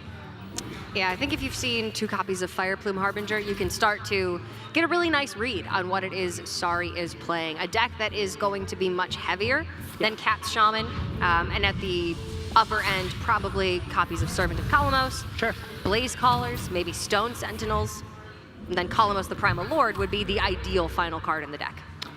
Yeah, that said, Sari's doing a pretty good job here of just going wide on the board and continuing to present a threat. And it's got to be rolling around in the back of Cat's head. Is there potentially, is one of those cards in hand Bloodlust? That Hex has been there for a very long time. And when you're thinking about, okay, what could that card be that you don't want to play it, right? It's something reactive. It's some form of control spell. It is something like Bloodlust. So it has to be something she's considering. That said, she is safely out of range of lethal with what's on the board for Sari. And she is going to be taking power off the board. So not necessarily as threatening as maybe I'm suggesting. Things are still looking quite good for Cat. She will have the board state necessary to end this game within a couple of turns, if not just 1 turn, from the 2 copies of Bloodlust she has in hand. Sure. So now the onus really is on Sari. She needs to remove this board state. Hex onto Aya is absolutely fantastic, but we've seen her use both of her Lightning Storms already. There is really no other effective AoE at clearing this board. Right, and when we say Hex onto Aya is fantastic, obviously that's in a vacuum, right? Being able to Hex Aya is really powerful, but it does not deal with the rest of the board that Cat is presenting. It even still leaves a frog that is quite threatening with a Flame Yeah. Tongue Totem attached. That frog's got beef. He wants to throw down. So 11 damage on board for Cat, 2 copies of Bloodlust in hand. Looks like this is going to be game number 1 in favor of Cat. Yeah, the patches off the top there. Make it. I'm in charge now. No need for 2 bloodlusts. Don't get too flashy. You don't need to use 2 bloodlusts. One will get the job I mean, she did miss a done. little bit of damage there because the patches wasn't on the side of the flame tongue totem, but you know what? She said that's enough anyway. Good enough, Rob. It got the job done, Yep. more than enough. So Kat is going to take game number 1 in the Shaman mirror, but very different decks in this case. Sari's deck, I don't think we saw really the powerful turns. Those come much later in the game, and her curve was a little bit clunky. A lot of removal in the early game, very reactive. So I think that Shaman deck actually has a lot more potential. We just didn't see it in that game. Yeah, and it's totally possible because this is Conquest that we're going to see it again before everything is said and done. I would like to see kind of what the higher mana cost portion of that deck actually looks like, because as you were saying, what we saw was kind of more like the Bloodlust Shaman style of just low mana minions. We saw the hacks, but otherwise we didn't really see what really made that deck uniquely worth bringing. Again, the Fire Plume of Freedy, the first one we saw, got very little value. It just discounted the Igneous Elemental from 3 to 2, so Wait, would really like to see more from this deck. Huh? What are you calling it? Igneous Elemental? No, the Fire Plume. Oh, Fire Plume of Freedy, the Fire Plume Harbinger. Oh, gosh, okay. I thought I was losing it for a second there. I couldn't hear what you were saying. I used to play a lot of fantasy games that had Freedies in them. Okay. Yeah. I gotcha. Just a giant nerd, basically. Hey, that's I guess what we're all doing here, Rob. Don't worry about that. So game number 2, Sari going to be going with her priest build, and Kat will be on the Taunt Warrior. Taunt Warrior can do a pretty nice job of outlasting what the priest has in the early game, and then ultimately once you play down 7 taunt minions, you have access to Sulfurous and the Ragnaros hero power, which shuts down the game very quickly. It looks like Sari actually is going with an elemental-based priest. I'm not familiar with this. Yeah, we would be remiss if we did not bring up the Arcane Giant. They just, Oh yeah. just sitting in the deck there. So, you know, when you are playing Arcane Giant in the deck, it's pretty clear that what you're looking to do is, you know, cast a lot of spells, get the Arcane Giant out for, if not free, very cheap. So I'm very curious to see what the total lineup of the deck is. And Fire War Axe is a pretty good pickup, especially after seeing the Ooze come down. It's a great pickup. And now Shifting Shade and Medivh the Guardian added to hand as well. So Medivh signals that there may be some higher mana cost spells in the deck, like Free from Amber or Mind Control.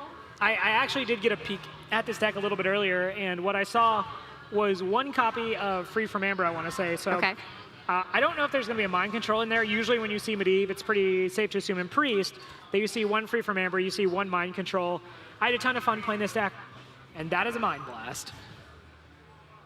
Mind blown by the Mind Blast. It is a little bit of reach if Sari is able to build up a wide board state and then Kat brawls or, you know, ghouls and sleep with the fishes, Yeah. and Sari just needs that little bit of damage. That's pretty much all that the priest actually has as far as burst from hand. I mean, when you play against a Priest traditionally, you generally operate under the assumption that the most possible damage they're going to be able to play from hand is Holy Nova, right? So you're thinking, okay, that's a reach of 2. There is certainly something to be said about the surprise factor of a 5 damage Mind Blast. So I definitely don't dislike it, but you know, the problem with Mind Blast that we traditionally see is people say, okay, it doesn't do anything to affect the board, it doesn't draw me cards, it doesn't really organically progress to a winning situation. But you know, we're just gonna go ahead and see it come out with the Priest of the Feast. So hey, that's 5 damage just done to Kat right there.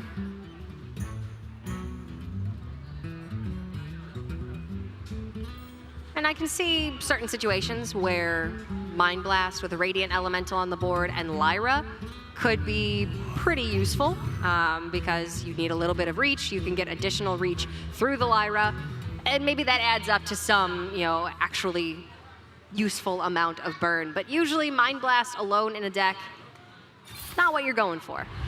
Yeah, I mean, one thing to be considered of the fact is maybe that just Sari felt the need to basically just push the damage while she could.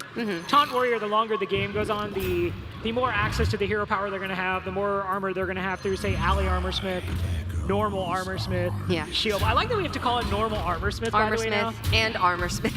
The Armorsmith sisters there, as The we call them. Armorsmithsters. Yeah, so the more time you give the warrior, maybe you're thinking, okay, I have the mana now. I want to just go ahead and push a little bit of the aggression while I can. Again, I was saying at the beginning of this that I didn't expect too many unconventional decks, but Sari's just like, let me stop you there. A little bit surprised. I like it. I like seeing new decks in tournaments. It makes everything exciting. Surprise picks often can catch your opponent off guard, and especially in a tournament like this where a lot of the players don't have much competitive experience, maybe that can give you a little bit of an edge. It's really interesting. I rate Sari's lineup in Twitch emotes as pure PogChamp. I am excited about... That is a PogChamp lineup. Yeah, there's no resident sleeper here for Sari. It's just all PogChamp. But you know what was the real PogChamp, Rob? It was Cat's double ghoul sleep with the fishes, full board wipe. That was a beautiful turn from Cat. Her sequencing was fantastic, and she knew exactly what she needed to do to get that board clear. Saving the Brawl in hand. Still, I believe, one copy of Ravaging Ghoul left in the deck because she actually used a Whirlwind. So looking really, really good for Cat right now.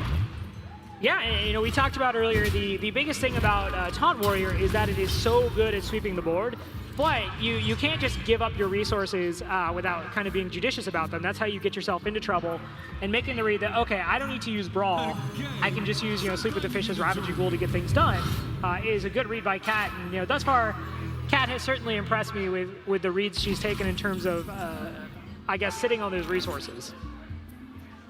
Her play has been actually really tight right now. It's been quite good. So I'm pretty impressed by what Cat has brought to the table. And Taunt Warrior is something that I also really enjoy in competitive formats. Maybe not everybody. Is it just everybody. Because Ray made it? Yes, it's because Ray made it. Yeah, Ray didn't create Taunt Warrior per se, but he did popularize really the first list that a lot of the pros are playing. So now I see why you like it so much. No, I really enjoy. I'm more of a control deck player. I know, Rob, you're the aggressive guy. I'm more of a controlling mid-range style. You are known for Secret Paladin core. Don't change your shades here. Rob, things have changed dramatically since 2015. I'm just saying. I like Taunt Warrior. Okay. It's really consistent. Sure. Really, really strong. All right, so we did see there the the strength of now? Atiash. We saw the Free From Amber come out, and Sari went ahead and chose Cthulhu. I kind of wonder if she thought maybe the Cthulhu was the battle cry. I think she thought the battle cry would activate. Yeah. And then we also saw the Primordial Drake as a result of the Free From Amber. So going to be Medivh, who's last man standing, which lines up very well into that Fiery War Axe, although Cat does put herself at a relatively low HP total, hoping for no more, no second Mind Blast, no crazy shenanigans off the top. I mean, it certainly could happen here. Sure. Sari, we've seen some really unique tech choices in her deck so far. There could possibly be another copy of Mind Blast, which could definitely take Cat by surprise. But the Taunt Warrior has a really unique ability to stabilize at a very low life total. They don't have the armor gain of the old Control Warriors. There's no really huge amount of gain from Justicar Trueheart, but you do usually see a couple copies of Shield Block and the natural 2 armor heal per turn from the hero power. All right, so Sari just going to go ahead and put down some walls there, and this is a problem that the Priest is going to run into now is they don't have the Hunter hero power, they don't have Mage Burn. They're kind of forced to play a little bit honestly after the one trick of the Mind Blast. So she's going to have to probably win this one on the board, and this is where Taunt Warrior really succeeds, is just saying, no, we're not really going to do combat on the board. You're going to sit over there, and I'm going to choose when I kill all your minions. I'm going to put up big walls. Yeah. I'm going to execute things, and then eventually I'm just going to deal 8 damage to everything every turn. Ooh, Shadow Madness, though. Shadow Madness is another card that, generally Potion of Madness is the more popular choice, but now she gets the Direhorn Matriarch. She puts some damage on the Primordial Drake, which is super difficult for the Priest to remove, and the Agonized Soul Priest, if not dealt with, certainly becomes an interesting piece because of the synergy with the hero power for the Priest to push damage. It's not something that you usually see in Priest decks anymore, and obviously this one came off of the Atiash weapon, but still can be very, very useful for Sari. She doesn't have anything that she'd really like to heal up at this point. She'd rather just deal damage. It is going to stick there, so... Cat did have Mind the option. Vision. Oh, if she gets the Sulfuras. If she Mind Visions into the Sulfuras, she can get the Ragnaros hero power. Oh, Rob, this could be so sick. I really want to see this. All right, there's the Mind Vision. Does she get the Sulphurous? She yes! does! We are getting the Sulphurous. It is going to be my goodness. the Ragnaros Hero Power. This may have actually just swung the just game around. swung the game so significantly. Now this is the reach. Warrior. This is what makes Taunt Warrior so powerful, is the inevitability they have in the form of the Ragnaros Hero Power. So, I mean, Sari now, she did not have any way to get through the taunt minions to the face, but the Rag Hero Power could just end this game. Cat did have the option last turn to go with Primordial Drake Sleep with the Fishes for a full clear. I think that may have been a little bit better than the Tar Lord, but kind of negligible at this point because now everybody's warriors, everything has changed. Yeah, you know what? Your quest maybe not as good as the priest in your mind, so you're just like, I'm gonna go ahead and just take this quest for my own. You do all the work, I'm gonna get the weapon. I don't want to play Makers, Awaken the Makers. I'd rather play Taunt Warrior. I appreciate this style of, you know, hey, you're gonna do all the work and I'm gonna reap the rewards. Yeah, now, look, these Primordial Drakes are usually very difficult for the priest to get rid of, but, you know, Sari's like, actually, no. I think I'm just gonna go ahead and hit a button and I'm gonna watch a Primordial Drake die. And the thing is, she doesn't even have to feel super upset about this, right? She is basically just saying, like, okay, yeah, I would have preferred for this to hit face to increase the clock, but I still feel really good about the Primordial Drake just going away. Because Sari had so few resources left. But now, with a free from Amber off the top into a Yasharaj into Direhorn Matriarch and the Sulphurous Hero Power, I think this is seriously in favor of Sari. Yeah, this is certainly a situation where the Mind Division into the Sulphurous has totally changed the texture of the series. I mean, talk about tech choices. Yeah. You know, her deck has a lot of unusual cards, and in a tournament where you don't see open deck lists, unusual choices can oftentimes net your rewards. Now look, that was also a 1 in 4 chance to get the Sulphurous based on what was in hand, but, you know, Lady Luck a little bit on Sari's side there and makes it work. And you know, do want to point out that neither of these players are pro-level Hearthstone Championship Tour players, so what you're seeing is not necessarily play at a level that you would see in say, HCT, but it's still highly entertaining, and it's a cool event to add to Super Game Pro. And Sari takes it. Sari takes that game now with the Ragnaros Hero Power, series tied. That was an absolutely crazy game. Yeah, very entertaining. There was a turn there. Kat went with the 2 taunt minions instead of the Primordial Drake and Fishes because she wanted to complete the quest as quickly as possible. Yeah. And that's absolutely correct to do. The Taunt Warrior just needs to put 7 taunt minions on board as fast as possible, and then once you get the inevitability of the Sulphurous Hero Power, usually you're in business. But had she actually not completed the quest there, there's a chance that Sari would have played Mind Vision and not been able to get the Sulphurous because it wouldn't have been in the hand yet. No, that's extremely true and very much worth pointing out, but I'm going to go ahead and get into game number 3 here. Again, this is a tied series, 1-1. Sari's going back to what appears to be that Elemental Shaman, and Kat's going to stay true on this Taunt Warrior. Now, I don't want to say this is necessarily how things are at this point, but back in the day, very beginning of Journey to Un'Goro meta, Board Control put together an Elemental Shaman, and one of the things he built it for was to specifically beat Taunt Warrior, right? It had a lot of value to it. Servant of Kalamos is generating minions. You basically force out a brawl early with Flame Tongue Totem, Patches, Bloodcell Corsair, and then kind of go from there. That archetype was, in my experience, actually fairly successful against a Taunt Warrior. Yeah. I think there's differences to how Sari has built this deck, but it's still something we don't see a lot of, and it's hard to just know exactly how that works.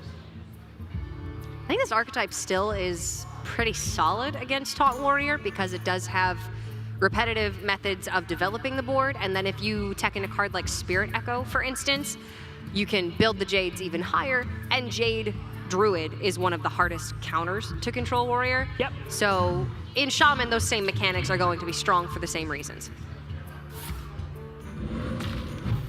All right, Cora, here's a real riddle for you. Riddle me this, Robbo. We have been brought burritos. Okay. We have burritos on the table in front of us, but we are casting Hearthstone and have microphones and plays to discuss. How, as casters, do we manage to eat this delicious food without making... are you going for it? Is that a chip? All right, Cora solved the lethal puzzle. She lifted up the microphone portion of her headset, so she's able to eat chips. Should probably refrain for now. There's block, Rob. All right, well, we see the early game very, very solid for Cat, who's just getting on the board. The Hex did come out, but it's not necessarily anything that is really problematic for her. And, you know, when she's ahead on the board against the Elemental Shaman, like, she's actually just in a really good spot.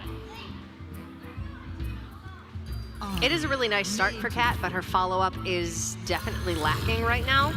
If she doesn't take advantage of this early advantage, then she will be in a little bit of trouble without, you know, a curator picked up. If you don't take advantage of the advantage, then you're going to be disadvantaged. At a disadvantage, yeah.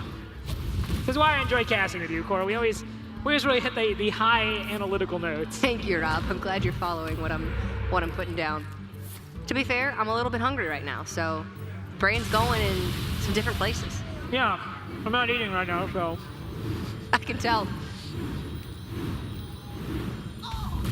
All right, so just continue to go wide on the board for Cat. And as you said, if there are no more follow-up resources, she's in a bad spot. And we see the Lightning Storm kind of come out as a little bit of a punish.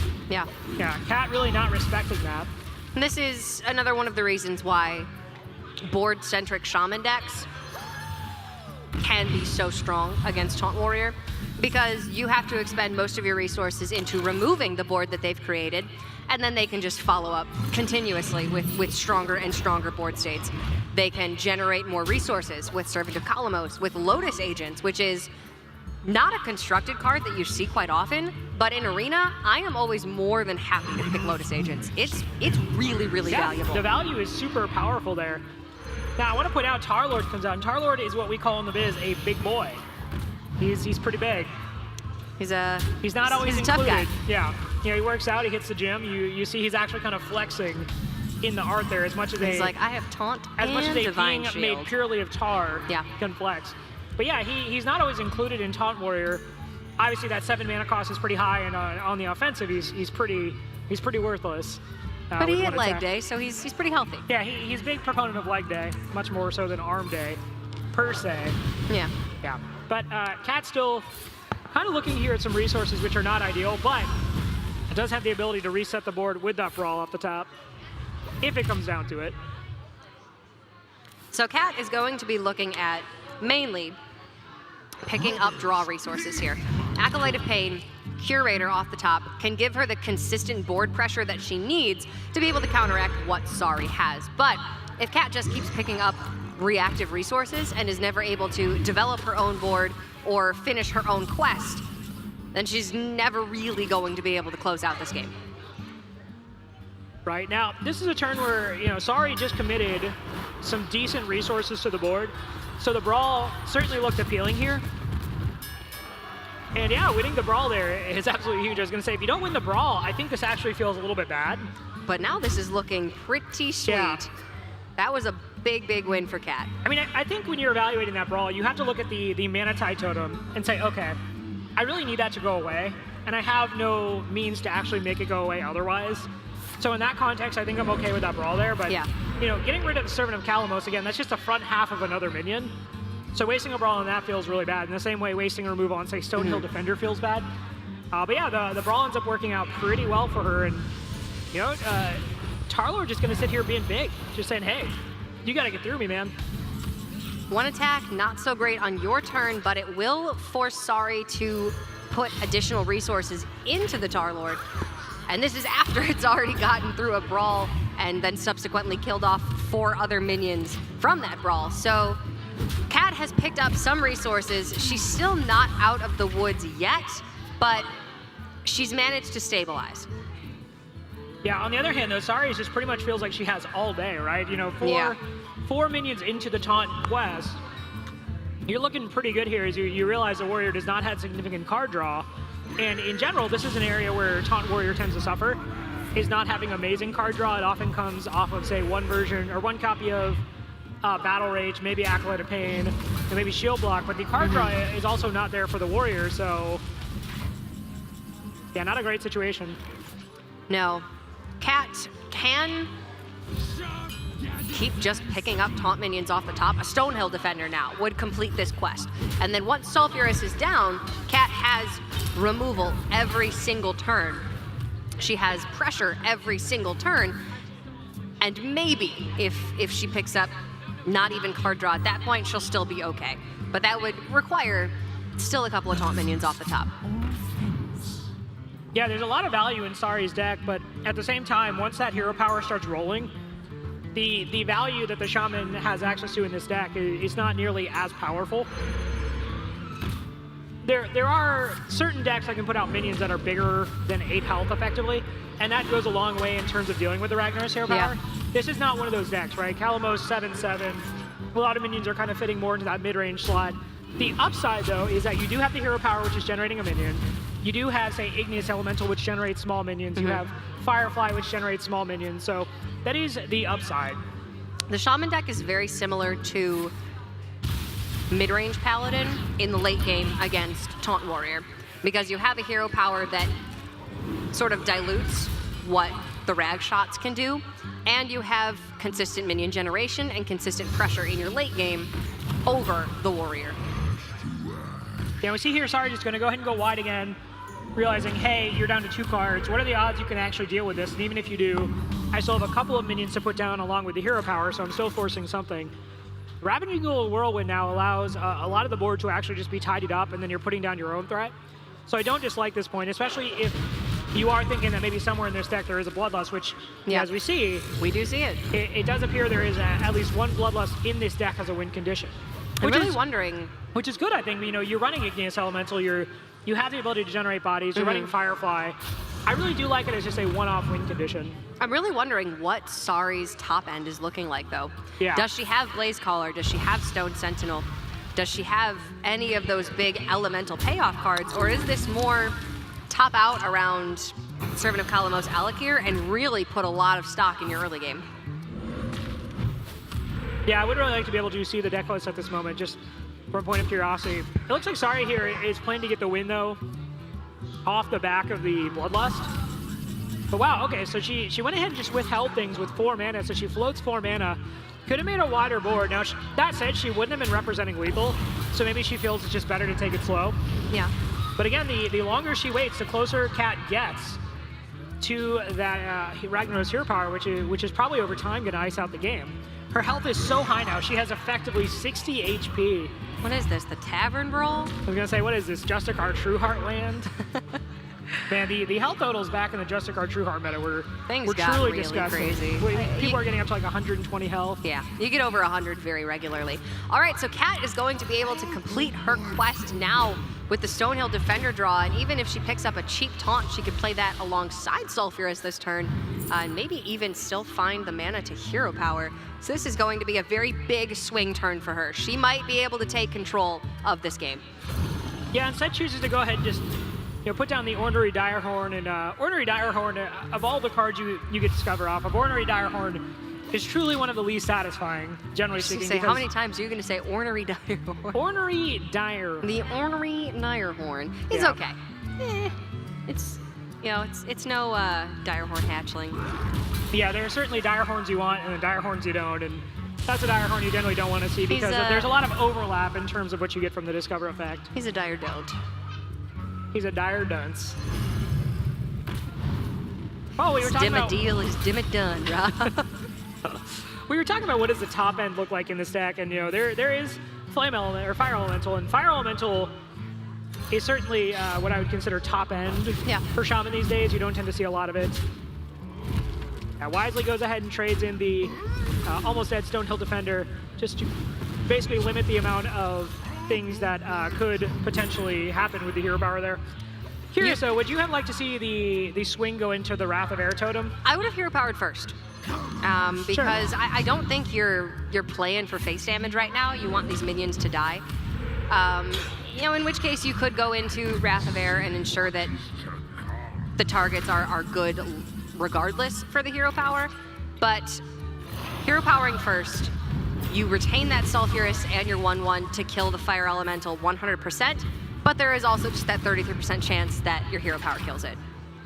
Well, now we are seeing what we were discussing earlier, which is that Ragnar's hero power over time just chunking away. You know, you've got the weapon equipped, you have things on board. This is really an ideal situation for the Taunt Warrior to close out the game, as you make sure that your opponent has no minions on the board to really try to dodge Ragnaros, and you can continue to connect to face with the Ragnaros hero power every single turn.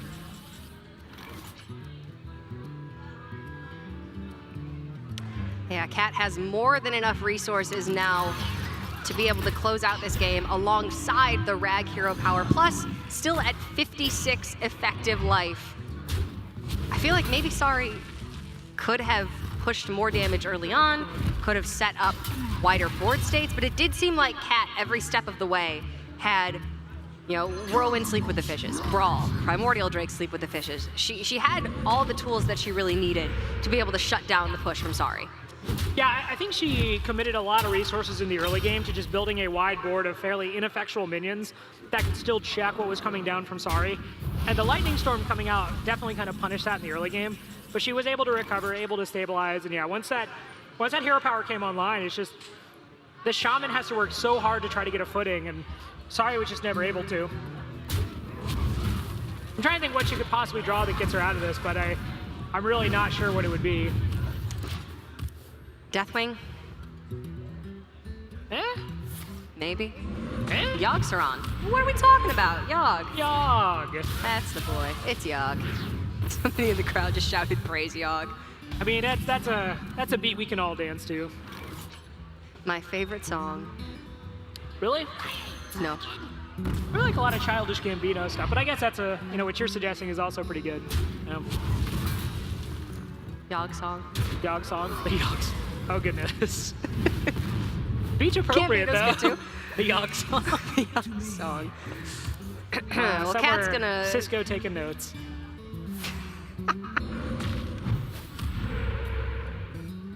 I'm sorry, Rob. I'm not TJ. This is a family-friendly I know you just tournament. wish I was TJ. It's okay. I wish I was TJ, but... I think we all do. Yeah, there's the lethal from Cat. She finds it and is now going to go up 2-1. And, you know, Cat, as much as this is a friendly tournament, Cat has the face of a stone-cold killer. She's got the As stare. a Sari, man. These are two competitors who are, at least in terms of facial expressions, worthy to be at a championship for Hearthstone. We've just seen some great faces as they look into the camera. You know, they're not laughing, they're not having fun. This is a fun event, but they're here to win. I love competition. I love the focus that these two women are showing. But at the same time, I do hope that this is what we're working with, by the way. We take turns. We're practicing great restraint, but it is No, we're difficult. going to go ahead. You talk for a while. Okay.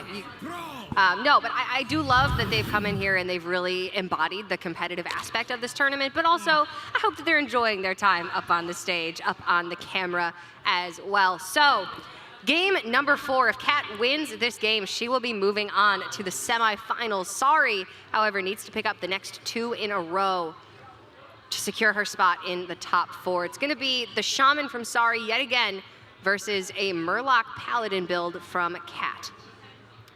Well done, Cora was able to eat 3 chips in the time You that... ate 3 chips? Oh, man. I was hungry, man. Good job, Rob. That's efficiency right there. Yeah. And I am willing to believe that neither the audience nor Twitch chat saw any of it, so if I hadn't said anything, I think I would have got away with it. Hearing Rob munching, lol. Ooh, Endy. Never mind, he found me. All right, so, Sari, going to need to dig deep to find a way to get back into this now. Did we ever see a devolve from her Shaman? Cora's trying to eat a chip, by the way, and I just saw that. It was just like sniper out. It's not yet anywhere near my mouth. I don't think we have. There was definitely a devolve in Trojanator's Shaman in the previous set, but I don't think we've seen one from Sari yet.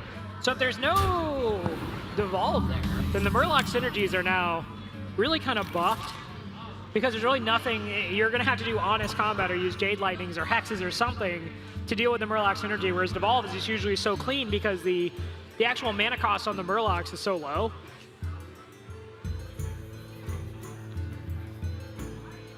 Cora thinking real hard, definitely not eating a chip.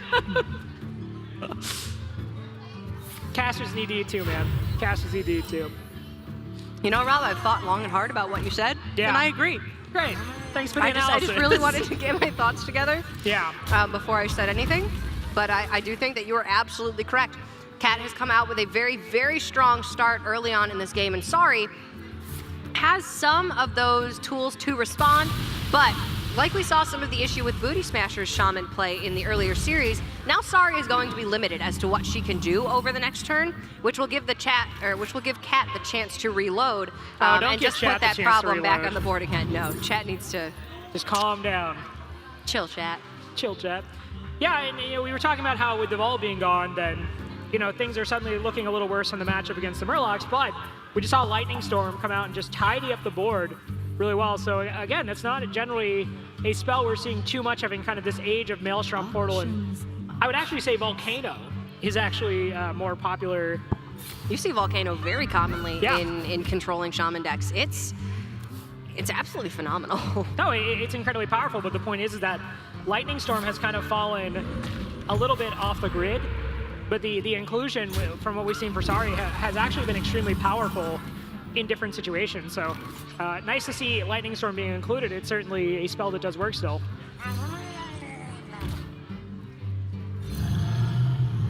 All right, so Cat making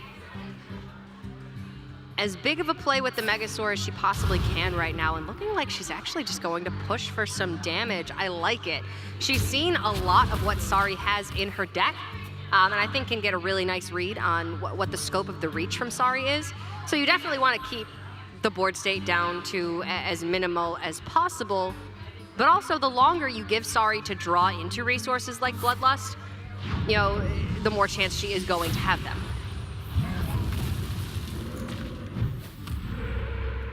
I'm not eating a chip. I'm actually just thinking about what you said. You know what? I also agree. Thank you, Rob. Yeah. Makes me... Well, you're really smart. Oh, my goodness. I don't know. I was a little bit hungry this morning. I felt like I was getting a slow start. Sure. But next couple of sets, we're going to be on the ball. Powered by chips. Sponsored by chips. Chips. And guac. All right, so the Blessing of Kings is going to come out, and one of the biggest issues with, say, Blessing of Kings and Spike Ridge Steed is generally devolve. But Cat has seen so much of the deck and kind of realized, okay, well, I don't actually think there's going to be an answer except for Hex. Let's make her happen. And now just pushing face, and I got to be honest, I'm a big fan of this Spork Life. Still no responses for Sari. She will be able to put up a small taunt, but Consecration can cut that down if Cat wants to get through for 9 more damage this turn. Yeah, you can absolutely do that and then push 9 damage.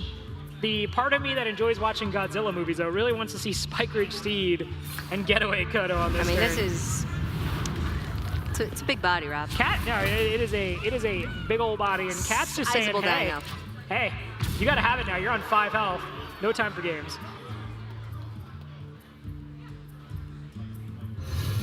Sari desperately trying to hang on to her tournament life. This is single elimination.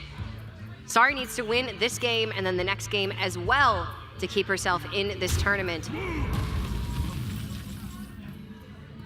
Ooh, That's going to be it. Going to be it. Yeah, if she sees that the equality, the 1/1 goes into the 2/4, and then that's 9 damage to the dome, and that is going to be it for Cat. Cat sees it though, and that is going to be it. She is going on to the semifinals to take on the winner of our next series. So congratulations to Cat.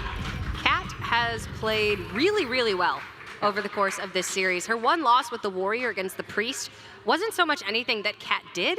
It was really the Priest mind vision into Sulfurous. That's something that you don't plan for when you bring 3 decks to this tournament. They don't teach you about that in Hearthstone Academy. No, they don't. No. They don't teach you about mind vision what that card even does. Yeah.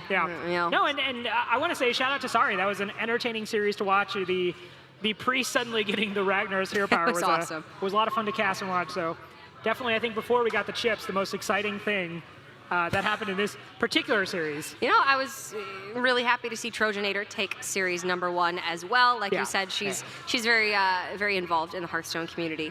So it's nice to see familiar faces in this tournament. Yeah, she's actually in there. I believe she's just trolling around chat, just making sure that she won. So I think it's a banana freak to you. Trying to assert some dominance maybe over the other players. We've now seen 2 of the quarterfinals. One of them was played off stream, so we will have one more coming up for you guys before we find out who our 2 semifinal matches will be, and then of course our finals will be coming up later today. So still lots of Hearthstone coming up, but very well played by both Cat and Sari. Happy to see Cat moving on. Yeah, next up is going to be Agun taking on Hiro, and we have yet to see either of these players, let's go and do a little bit of research.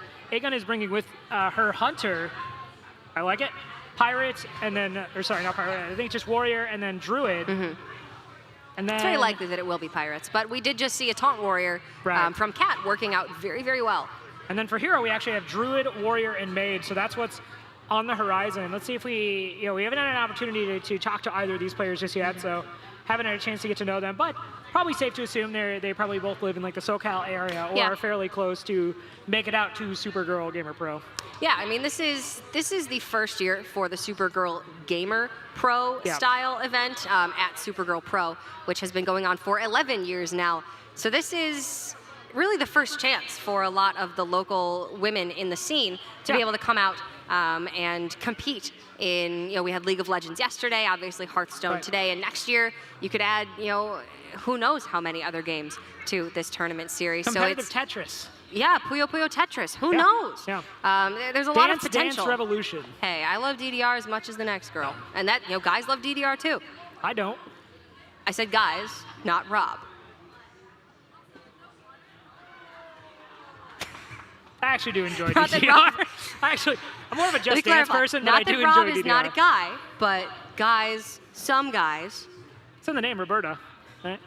Well, yeah, why is that A even in there? What's your middle name? Andrew. Tell all the world. Yeah. Social security it's number, Robert go. Andrew.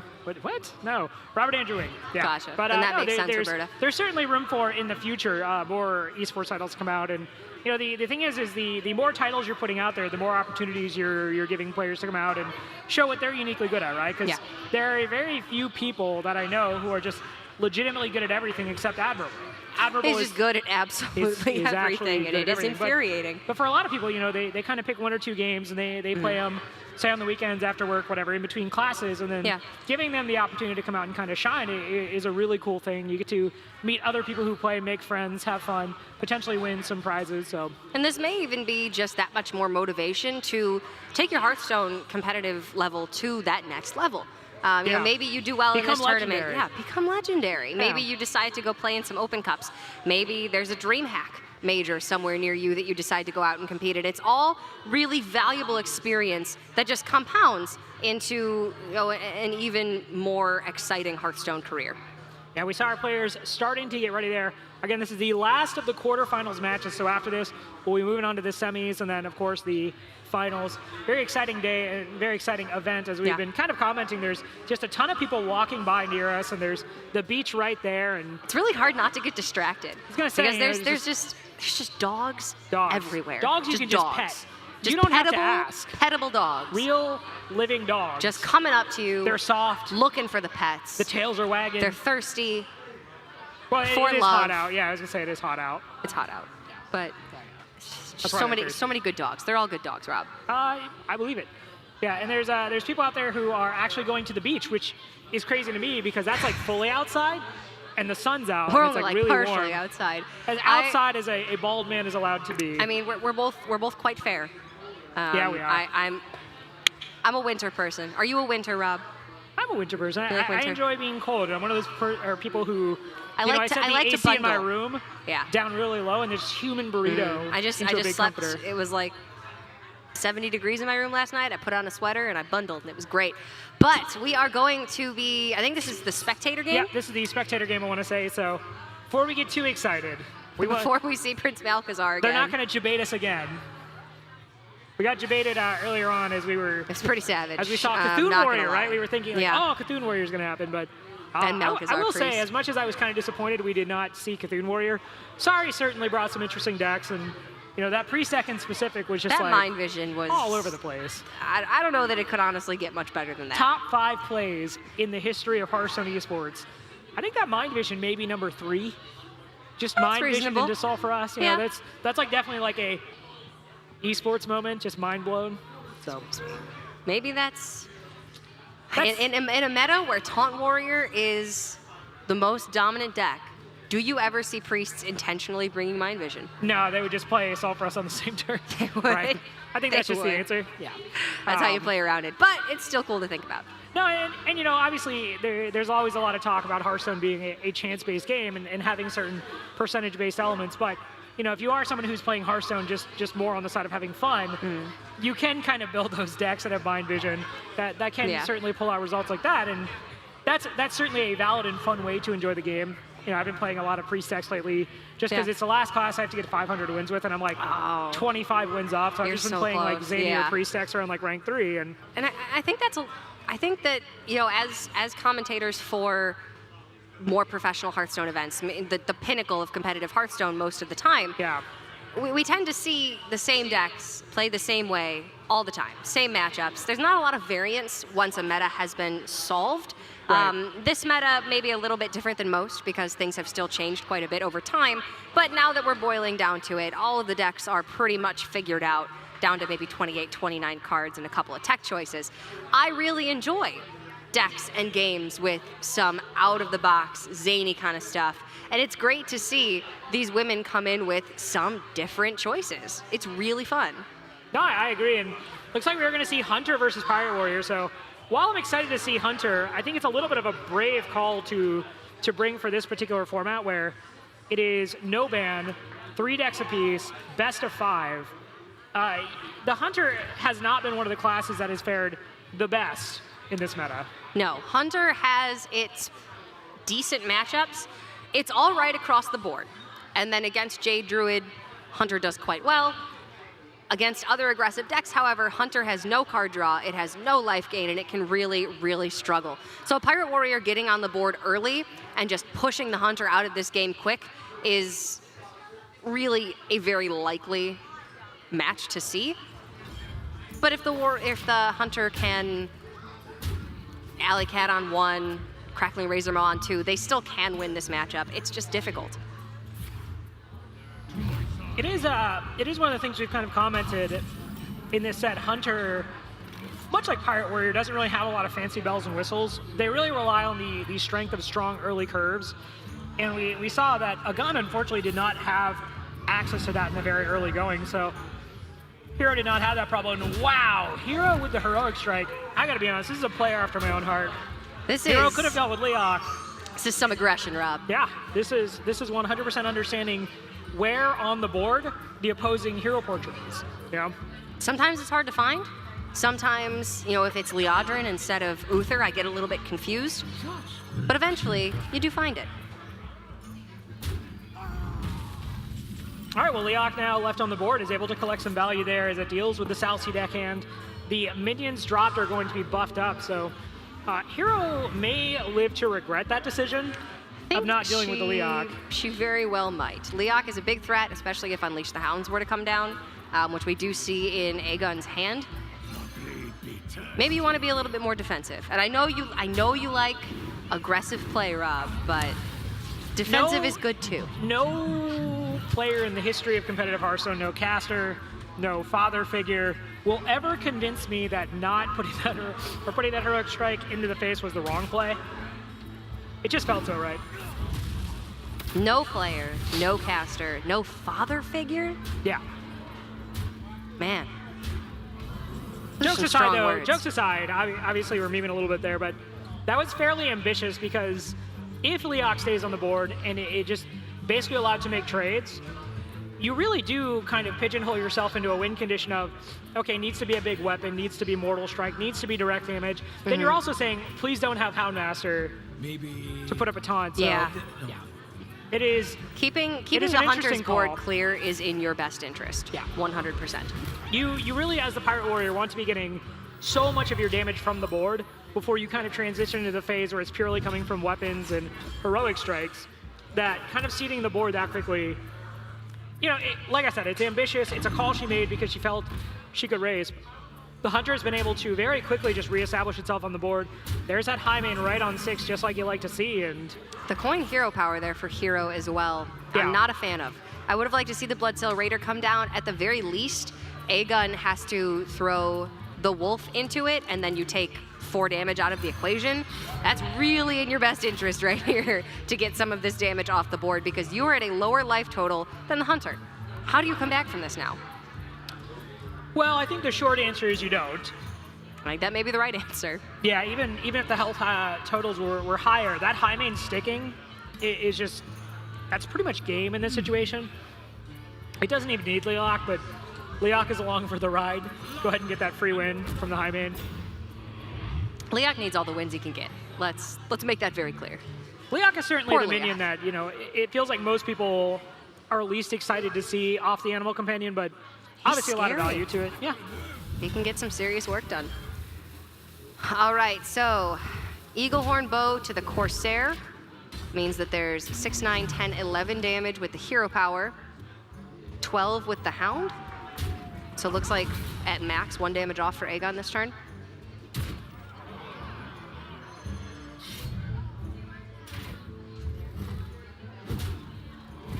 I think I would have liked to seen the bow into the Corsair instead of the wolf, but I can definitely understand against Pirate Warrior, you want to take as little damage as possible, and ultimately Sure. I don't think it will matter. Yeah, at this point, you know, it's worth pointing out again that these are not competitive players, at least in the sense that they're pro players. They're people playing for Hearthstone Championship Tour points, trying to get to any of the championships we've been watching lately. So this event is more catered around fun and, you know, representing the women who are involved in esports and who are fans of the game. So this is not a situation where when you're watching at home, I think you want to necessarily say like, well, this was maybe an inefficient play multiple times over the course of the broadcast. But that said, I do want to point out, not to take anything away from some of the players we've seen, Trojanator specifically and Cat in their series wins, They certainly did very well. displayed some strong plays. So many choices. Yeah, Hiro trying to figure out if there's anything she can do to stabilize at this point, but facing down so much pressure. The bow is equipped, the high main is on the board. The hero power still says do 2 damage to my opponent's face. Yeah, that's going to It be doesn't quite yet say build a beast. Yeah, so even though Agun did not have a strong opening start there, because of the heroic strike that went face as opposed to hitting Leok, Agun was able to stabilize and, you know, no taunts required, no Houndmaster shenanigans. It was just she had the board and she pressed the advantage.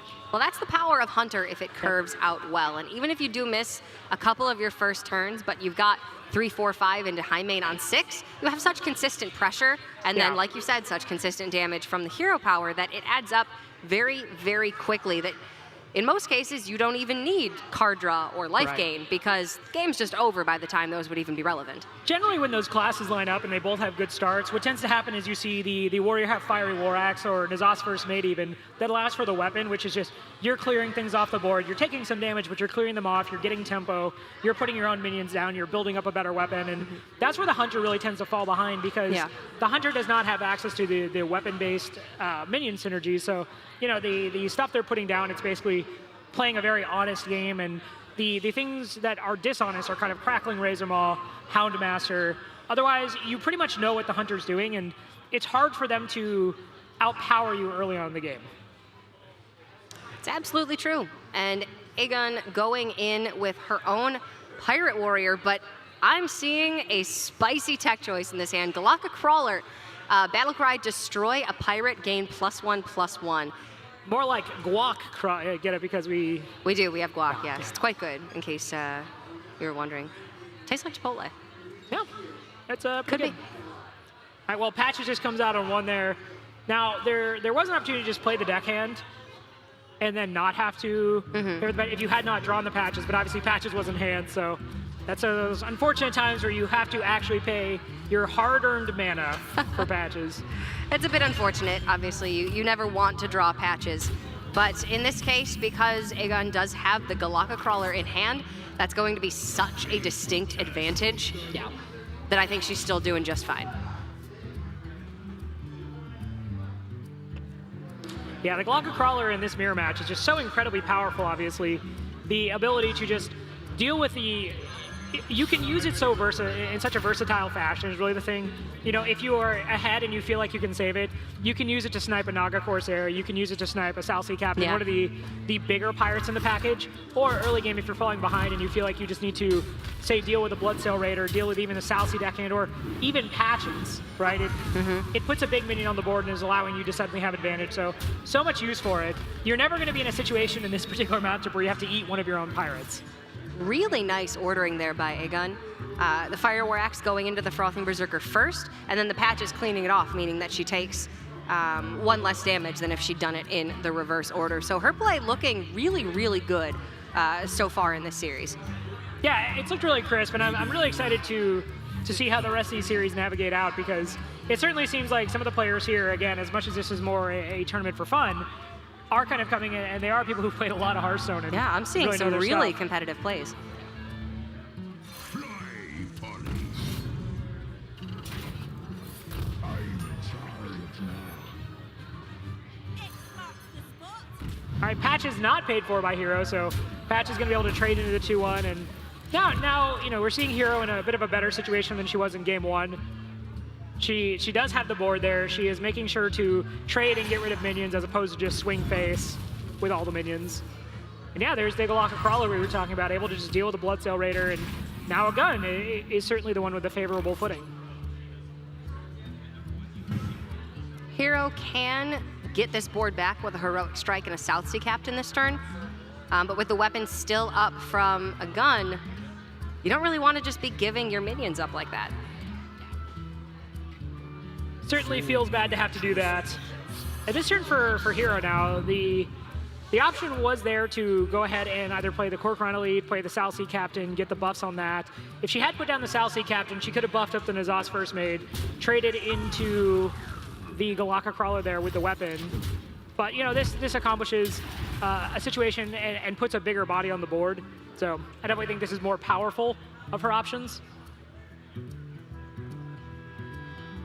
Bittertide Hydra is a tech choice that we've been seeing pretty commonly as of recent weeks in Pirate Warrior. You've been seeing Hydra and Spellbreakers over a copy of Mortal Strike, and they work very well. Hydra is excellent against Jade Druid, and then the Spellbreakers get through taunts in various matchups, whether it be Shaman or Warrior or Druid, and allow you to be able to push for those last few bits of damage, because Pirate Warrior can struggle to deal the last couple of points, and then your opponent is able to stabilize very low. Also, Hydra just incredibly difficult to remove in the mirror. You know, It's just a big the dude. Warrior it's not running Brawl, it's not running Execute, it's not running anything that says, please save me from the giant 8/8 eating my face. If you can remove it, oftentimes you're going to have to actually swing into it with your weapon, you're gonna have to put a Corcoran Elite into it, just do a bunch of things that feel bad. So the Hydra here is just gonna pummel Hiro. This is going to get in for at least 8 damage, potentially 16, and with the Arcanite Reaper for follow-up alongside a Coin Bloodsail Cultist, if there were another pirate on board, this would be really, really strong. Well, Hiro there realizing this is not the time you want to start messing with that Hydra. You just pretty much have to go and hope you get across the finish line. And you know, if Agun just starts pressing face, she's down to 14 health, so this could actually be a situation where, look, this damage could just get there. Okay, she does have ways to combat that. Frothing Berserker plus Corcoran this turn, and the Corcoran going into the South Sea Captain would cut down significantly on the damage on board and still have her in a really advantageous position.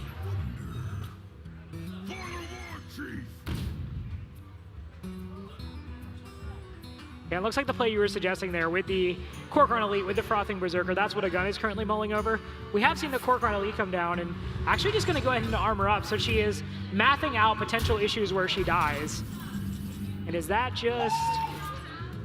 Yeah, that's just 4, lethal. 7, 11, plus an additional 8 in the hand. This is going to be lethal for Hiro if she sees it. Yeah, she's just going to go ahead and count it out there, but yeah, that is that's a lot of damage there, and I like what Agun was doing there, basically just mapping out the potential thresholds for where she died, and just saying like, okay, if you have this, I'm fine. If you have this and this, I'm not fine, but I feel like I just have to be the aggressor here. I can't keep trading.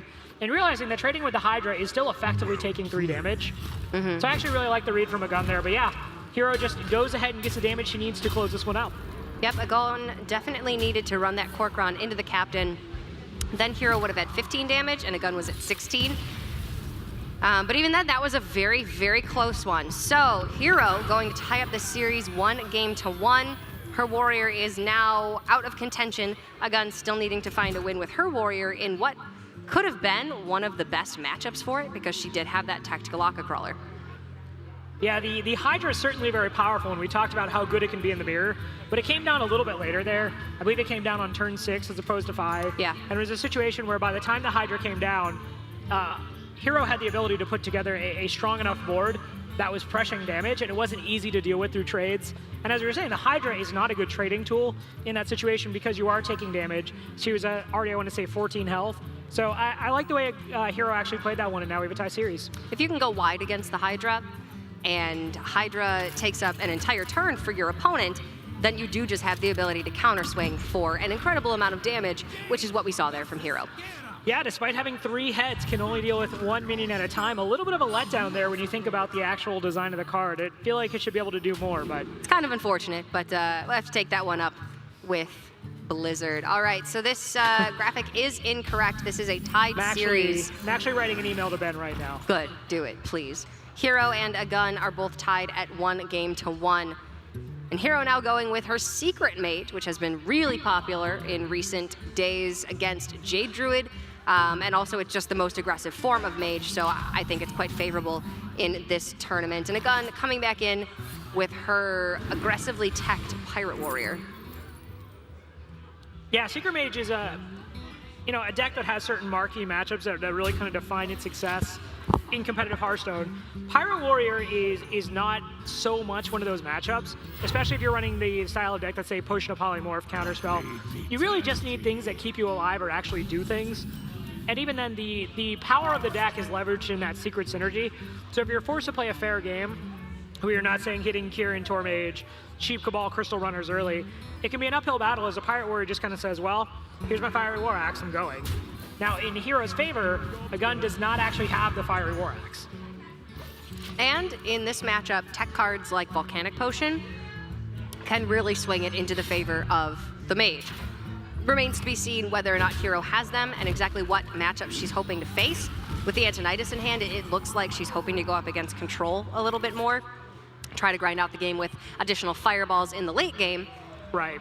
But Agun does look like she's at a bit of an advantage if she's able to pick up a weapon. Yeah, she got the Fiery War Axe there, and that was really what she needed there to just deal with that Mana Worm in a very low-impact manner. She's got the weapon down for another minion. I do want to point out on the screen it says that Agun is currently up 2-0. That's actually wrong. It is a tie series at 1-1, so don't think this one's mostly decided. It's still very much being figured out right now. Ooh, this is a rough situation there because you have the Bloodsail Cultist, which is certainly, you'd want to buff up that axe. But yeah, the way it all lined up is you're just going to have to buff up the axe for just attack, and then you're not going to get the durability buffs, but I mean, she's still just pressing so much damage. Hiro feeling a little bit of the pain from choosing not to Fireball last turn, but she does have the Flame Strike on 5, and had the Babbling Book given her something like Frost Nova or Freezing Potion to be able to stave off some damage, then she would have been looking really, really good. But even still, Flame Strike for 5 off of a Glyph, that's going to kill everything from the Pirate Warrior. Yeah, so we were maybe considering the Fireball there on the last turn and why she didn't do it. It's a little bit of a greedy play, but since she realized she had the Flame Strike for 5, she felt she can conserve the Fireball as a resource and just commit to, on the next turn, playing the discounted Flame Strike. And that's one of the really big upsides of Primordial Glyph is it's difficult for your opponent to play around all the things Glyphs can do. So, that could have been Meteor, that could have been Blizzard, that could have been Pyroblast. It's difficult to always know what that Primordial Glyph is going to yield, but it's still a fairly clean clear, and Agun's kind of back to the drawing board on that turn of building up her minions. So she was able to play down the Nazas First Mate with the Bloodsail Cultist to get that value. And she has another Bloodsail Cultist in the hand. She has the South Sea Captain, which synergizes obviously with the Pirates. So still looking like she's in a pretty good spot here. She pushes more damage. Well, Hiro's going into turn 7, so Firelands Portal is online. A second Flame Strike would be really nice, but it just isn't looking like she has enough time to be able to deal with each of these minions. Does Agun just have the counter push for lethal here? Firelands can go into South Sea Captain, and then maybe you need to get a taunt. Is that just your best chance? I think that you definitely need to get rid of the South Sea Captain for the buffs it's currently giving the other minions. And then, if you can get a taunt, then you're suddenly back in business, but I'm trying to think how she wins here. I think it pretty much just has to be stop the damage on the board. So I think it has to be taunt, right?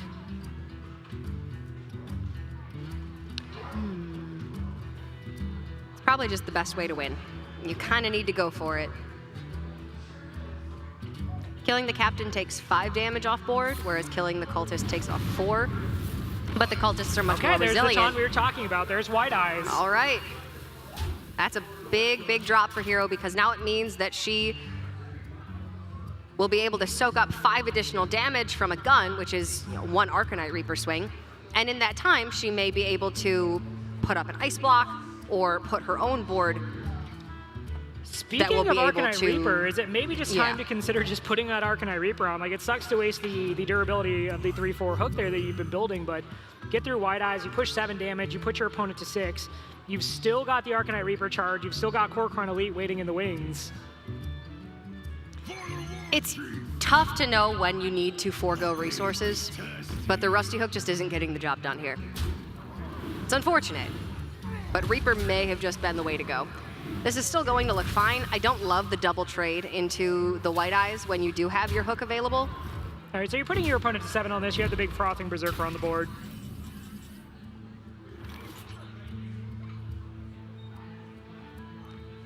All right, so Fireball can go into Frothing. And any way you cut it, I think you're still dead.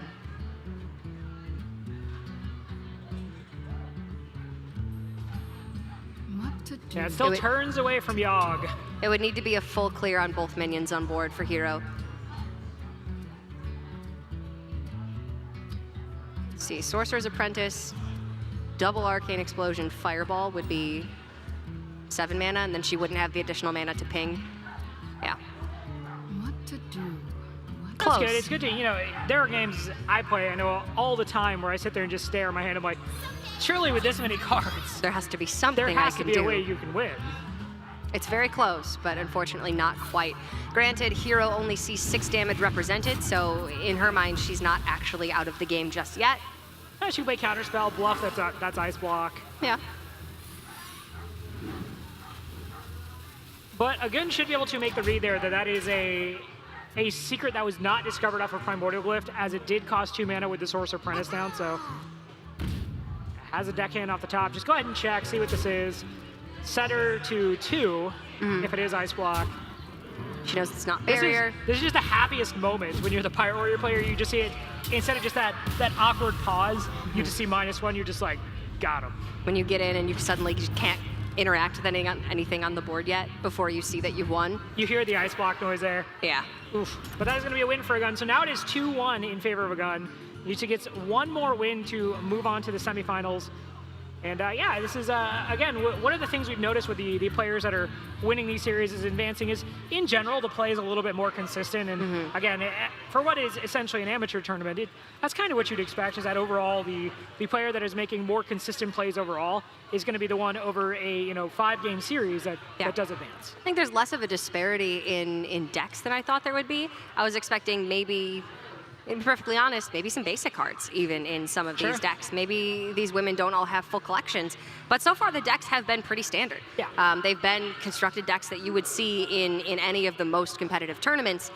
But I do agree. I think that the most consistent play has ultimately come out on top, and that's what we saw from Trojanator and Cat so far. And Agun has been doing quite well. Yeah, we're going to hop right into this one, and it looks like we're going to be seeing Jade Druid versus the Mage. So the good news for Hiro is this is certainly favorable for the Mage. This is really kind of going back to the beginning of Hearthstone.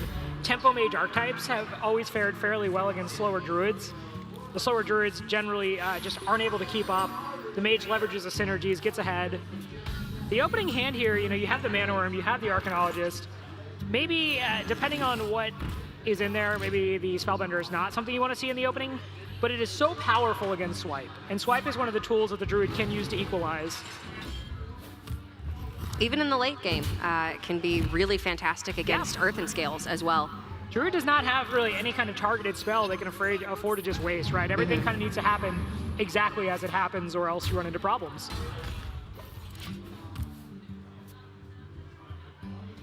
So the goal for Hiro is just to go as aggressive as possible in the early game. A Cabal Crystal Runners that are discounted by 2 or even 4 onto a board is absolutely detrimental for the Druid because they have such a difficult time dealing with a wide board state of mid-range minions. Yeah, when you when you just put 5/5 minions down for free, the Druid just kind of goes, well, wait a minute, I thought we were playing a nice fair game. But I have to pay 4 mana for swipe. Yeah. But I don't have mulch anymore. Yeah, it just creates really awkward situations. So having both Cabal Crystal Runners in hand here and seeing that the Druid is really not doing any ramping is just super good news for Hiro. And we were saying she needs to get this win to stay alive in this tournament here at Supergirl Gamer Pro. So welcome news for her.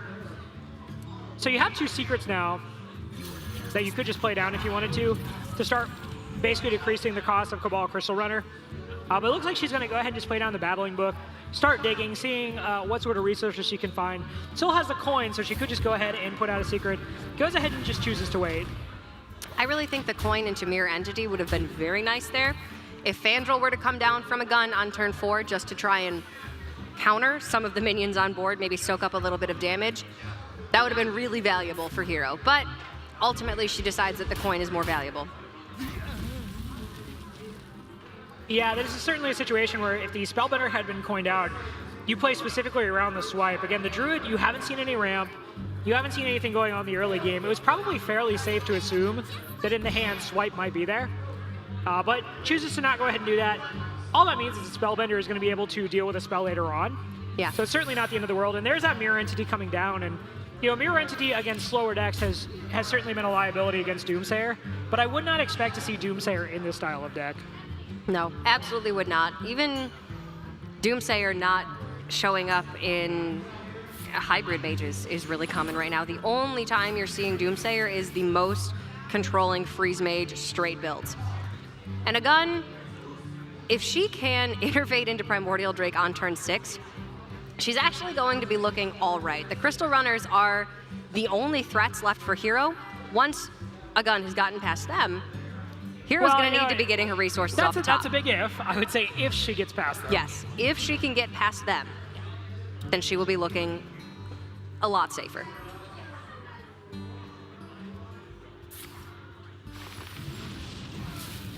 Yeah, again, if you are just tuning in, this is Supergirl Gamer Pro. Again, this is a all-female esports tournament here, so that's why we're seeing here, again, to encourage inclusivity and females to get involved in competitive esports. So, you know, for these players, as we've been saying over the course of the day, this is a lot of their first foray into competitive esports. We certainly hope it's not their last, and getting that kind of a good experience can certainly be huge. And okay, this is second secret down now. The option was there to double or coin out the double Cabal Crystal Runner, but Hiro going ahead and choosing to get the Arcane Intellect going there, draw more resources. Okay, now if you get this third secret, you're not necessarily going to get huge things off the Mirror Entity against Jade Druid. Again, I think the biggest things you're really hoping to hit with that are, say, I hit Primordial Drake maybe, but now she can sit there and, because of the nature of the secrets, play down both Cabal Crystal Runners for free if she wants to. I think you want to. Absolutely 100%. Both these Crystal Runners are coming down here, but she disagrees. Okay, so ideally, I think you would have gone with both Cabal Crystal Runners down and then a coin Frostbolt on the Gadgetzin, trade off your Arcanologist, and then you have 2 5/5s, your Sorcerer's Apprentice, and your own Gadgetzin still on the board. And that is pretty much the strongest situation that you can hope for right now. Hiro's still looking very nice because of that Mirror Entity into the Aya. But yeah, we were talking she could have been a lot stronger on board. We were talking about upside of what you could hit with Mirror Entity against a Druid, and you know, Aya is not going to be as strong for you because you are not the one generating Jade Golems, but it is a body that is going to leave something behind, so it's certainly one of the better things you could have hit against a Jade Druid. Certainly better than a Jade Spirit. Gadgetzin on the first Mirror Entity was really, really good, though. All right, well, there's that face damage you want to see. The Firelands portal coming out, and again, curious to see if Hiro will go ahead and put down the Cabal Crystal Runners. A well played coming out from Agun, but it's not quite lethal just yet. And still not playing Cabal Crystal Runner. Ooh, okay. So, does innervate into Primordial Drake. I think that saves the game, at least from what you can see on board. 1/1 Golem into Aya. Yep. Innervate Drake, Aya into Vermin Sensei. You're safe on board, but we can see that Hiro has Frostbolt and Greater Arcane Missiles Yeah. in hand, so this is by no means safe. It is in fact going to be a game over to Hiro, tying up the series 2-2, but I do think that she could have ended this a little bit sooner, just by going a little bit stronger on board. Jade Druid has so much trouble dealing with wide board states. It's called a style win, Cora. I love style, don't Yeah. get me wrong, Rob. This is certainly stylish regardless, but Yeah, and this is a situation where, some of the players maybe didn't necessarily see some of the plays we were suggesting, but it was still enough to get the win here, as we're going to see Hiro has more than enough damage there. I think this does illustrate that there are so many ways to play these decks that maybe we don't always see, because you and I and other professional players tend to sort of zero in on what is the absolute best play, and we just discount everything else that is possible. Sure. But there are so many ways to play these different decks and so many different options to get to the same goal that it's not always as cut and dry as we make it out to be. Yeah, no, it's certainly, there are multiple ways to crack this particular egg oftentimes. We are going to go to our first Game 5 of the day, though. Looking forward to this one. Again, the winner moves on to the semifinals, where they're going to be taking on, who was it we had playing last it's gonna series? be Cat. Yeah, it'll be Cat, so really looking forward to this one. And now Agun still has to get a win with the Jade Druid. We have not seen the last deck, I want to say, from Hiro just yet. We have not. She's won with her Warrior and her Mage, but it's Okay. going to be a Jade Druid Mirror. Okay, these can be absolute grinds. Generally, you want to ramp as quickly as possible and then ramp your Jade Golems as quickly as possible. And whoever has the bigger board state of bigger Golems first can push for lethal damage early. And then Yogg-Saron. And then you yog. And then you Yogg. And then things get weird. And then things get weird. Yeah.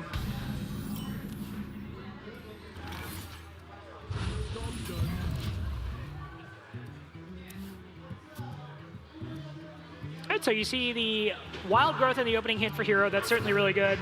Agun also getting a wild growth off the top, so both players have the opportunity to ramp into those later turns. Agun just choosing to go ahead and coin out that Wrath, get the card draw, get some more resources going.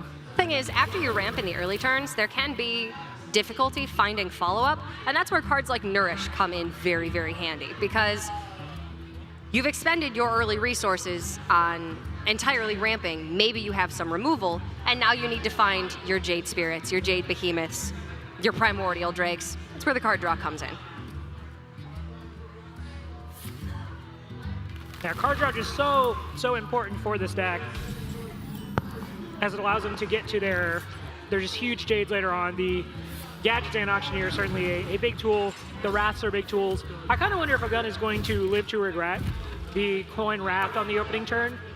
I mean, you dealt with a minion, you drew a card, but certainly there are better targets, and maybe there are better points where you want to use that Wrath, but did help her get control of the board without having to use the hero power, I guess, so the cycle is certainly something.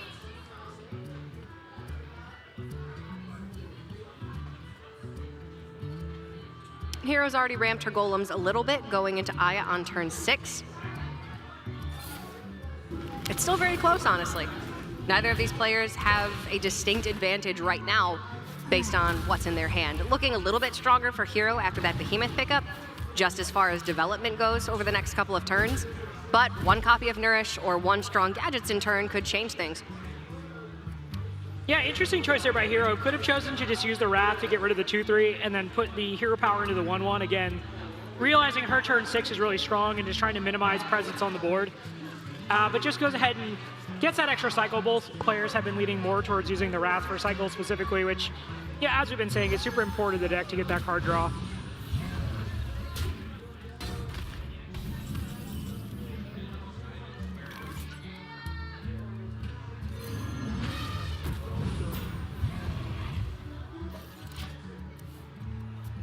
And the Behemoth coming down, and the Behemoth representing a giant taunt, but obviously Hiro not very far in the development of her Jade Golem, so what she's getting from a Jade Golem standpoint is certainly not as powerful, but hey, you gotta start somewhere. Lines up really well into the swipe from Agun though, the swipe hero power if she chooses to go with it. The majority of the large Golems in the late game are going to be coming off of infinite Jade Idols, so you can really only expect the early Jades from Behemoth and Spirit to be maybe 3/3, maybe 4/4. Nothing too substantial.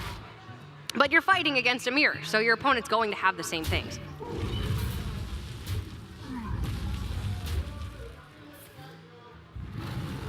Yeah, and Agun really doing everything she can to maintain the board presence, right? As much as possible, she values that in kind of the early stages of this game to try to push damage there. Now a pretty clean turn for Aya Blackpaw to come down. I have a question I want to ask you, Cora. Please do. Golems, Yep. are they in fact your best friend? Yes. Okay. Yes, they are. Well, we have confirmed Aya Blackpaw's battle cry that in fact golems are a girl's best friend. Counter question. Dogs. Yeah. Man's best friend? Oh, absolutely. We Yeah. love dogs. If anything, being here, as much fun as it is just making me miss my dog. I think golems are a lot more stony than dogs. Dogs seem more friendly. I think I'd rather have dogs. Well said. Thanks. Well said. Yeah, both Aya's coming out this turn, so they were kind of waiting in the wings, and both missed that fabled 6 mark, but are getting on the board, and again, both of these players just continuing to ramp up into bigger and bigger Jade Golems. I do want to point out the early Earthen Scales is all right, but generally you'd like to save cheap spells like Earthen Scales, Innervate, Wild Growth after turn 10 for your gadgets and turns. One way that you can really pull ahead of your opponent in the Jade Druid Mirror is by getting those huge draw turns, very, very powerful draw turns, and then utilizing gadgets in with your 1-mana spells to out-resource your opponent. Yeah, that is extremely important and a very obvious method of winning the game. And Hiro kind of pulling ahead now on the board, and I want to say both of these players we've seen Yogg in their deck now. I want to say Hiro, we saw it on the mulligan. She tossed it away, and I think we saw from Agun that she is also running Yogg. So this may be one of those awesome matches that just kind of come down to It very well could be. what can Yogg give you.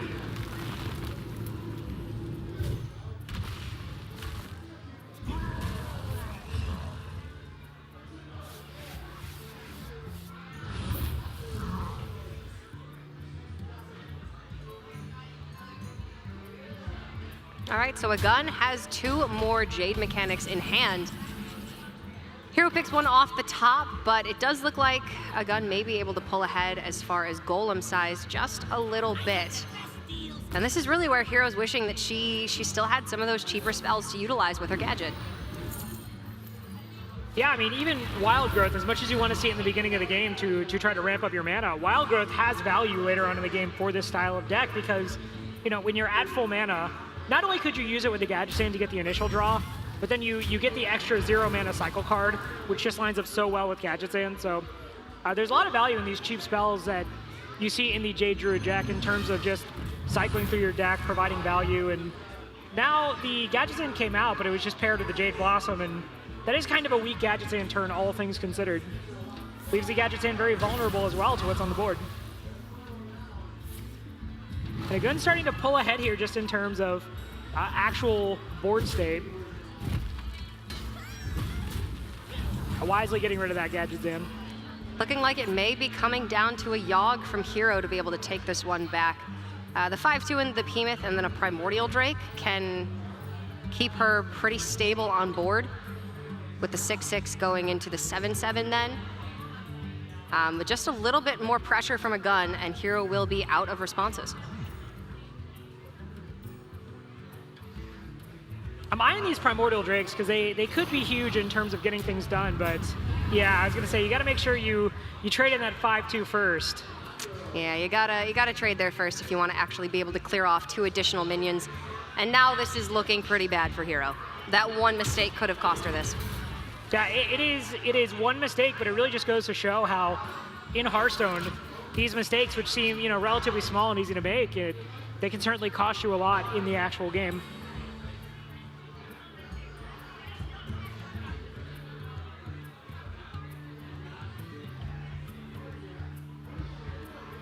All right, so what does Agun have to do this turn? A swipe would be phenomenal. But really, she just wants a way to kill off the 6/1 golem without having to sacrifice her own board. Because most efficient way to get through the Primordial Drake would be the 7/5 and a hero power. That leaves her a little bit vulnerable to the remaining golem on board, and you don't want to give it that much more value.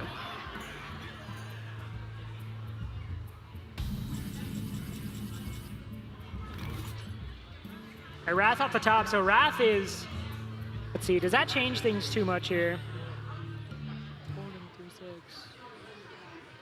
Yeah, I mean, you can actually do a lot of work there. If you put the 4-1 into the 3-6, you can Primordial Drake.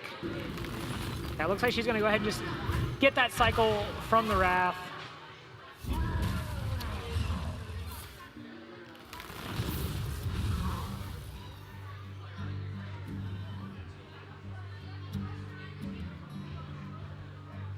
Now, if Agun does miss on the next couple of draws and Hiro's able to clear off this board, she still has pretty reasonable chance. But Agun does have the advantage that she used Fandral to shuffle her Jade Idols early on. You generally want to avoid doing that. The Jade Golems, or the Jade Idols rather, are things you kind of want to draw at the end of the game as you're getting into the big Gadgetzan cycle turn, as you just continue to draw more and more Jade Idols, essentially going infinite. But yeah, when you use it early on and you're filling your deck with what are kind of low power draws, then it certainly does not work out in your favor. Speaking of low power draws, Innervate there, an incredibly bad one. Probably the worst one in the deck. Significantly better if she picks up Gadgetzan off the top and then can make some use out of it, but right now, this is doing nothing for her. Yeah. Chooses to go ahead and trade there, could have pushed 9 damage. All right, so Primordial Drake lines up really well into the 9-2, and then you are at least weakening the 9-9. But it doesn't feel like anything outside of Gadgetzan Earthen Scales is particularly proactive. I guess the question becomes, what are you actually looking to draw off of the Gadgetzan Earthen Scales? Yeah, just goes ahead and does something that at least affects the state of the board, and there is Yogg number 1. Other than an Innervate off the top to keep the Gadgetzan draws rolling, I think Yogg may have just been the best draw for Hiro here. She needs something to reset the board that can swing this heavily into her favor. Yogg's pretty much the only card left in the deck that can accomplish that goal. Yeah, Yogg's certainly functioning in a lot of matchups as what I'd call a rule breaker card, whereas you understand everything that can happen, and then Senor Yogg comes out and says, "Well, let me tell you how things could actually go."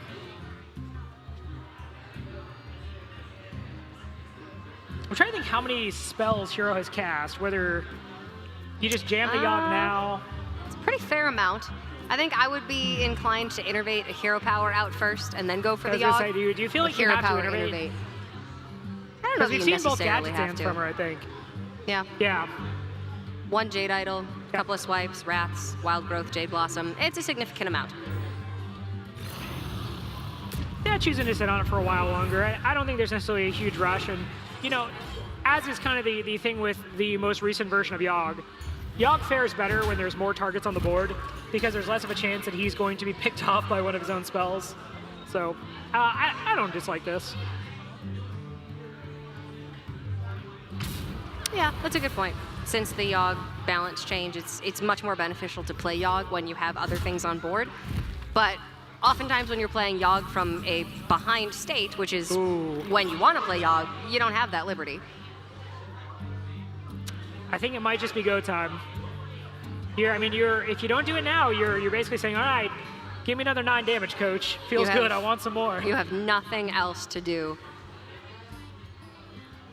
It's Yogg or wait one more turn. And can you afford to wait one more turn? I mean, I think you can. You've seen one swipe, so you're not worried about the potential for double swipe, say, Hero Power, just dropping another 9 damage, but yeah, just taking another 9 damage feels so bad. You see Hiro kind of agonizing over this decision. She looks a little nervous.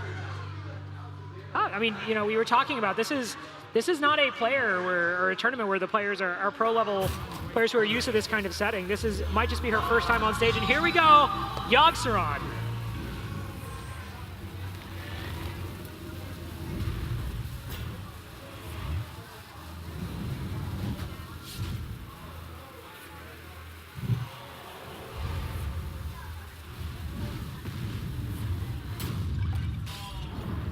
Well, Rob, Yeah. that was a series of highs and lows, but ultimately not what Hiro needed. Yeah, Yogg-Saron in the most recent change to him, which was, admittedly months ago, no longer cast spells after being, after dying, after being silenced, after being transfigured. So This is really bad for Hiro now because Yaksharon was kind of that last trump card in terms of how she was going to get going. But I don't think she realizes on the other side that Agun's hand is abysmal. It's really, really bad. Hiro did shuffle this Jade Idol, which she had to, because she used the first one on turn 1 to make a golem. So if she wanted those additional resources, she would have to shuffle here, but she foregoes being able to develop this turn. This is great. This puts her in a situation now to where next turn she could just get lethal. Again, she has a swipe, she has a 10-10 on board, so the problem now is I don't actually know what is drawn outside of maybe second copy of Jade Behemoth that stops this 10-10 from connecting. Now, the Nourish can be used. You have the Innervate. You can still get the Jade Behemoth going. If you pick up Nourish, pick up a Jade Idol, play the Jade Idol for a minion, and then Earthen Scales, you're not dead. Jade Behemoth does the same thing. I see Harrison Jones, too, there, which tells us, you know, what Hiro was looking to target. Oh, this needs to be an Innervate Jade Behemoth, or Hiro is out of the series.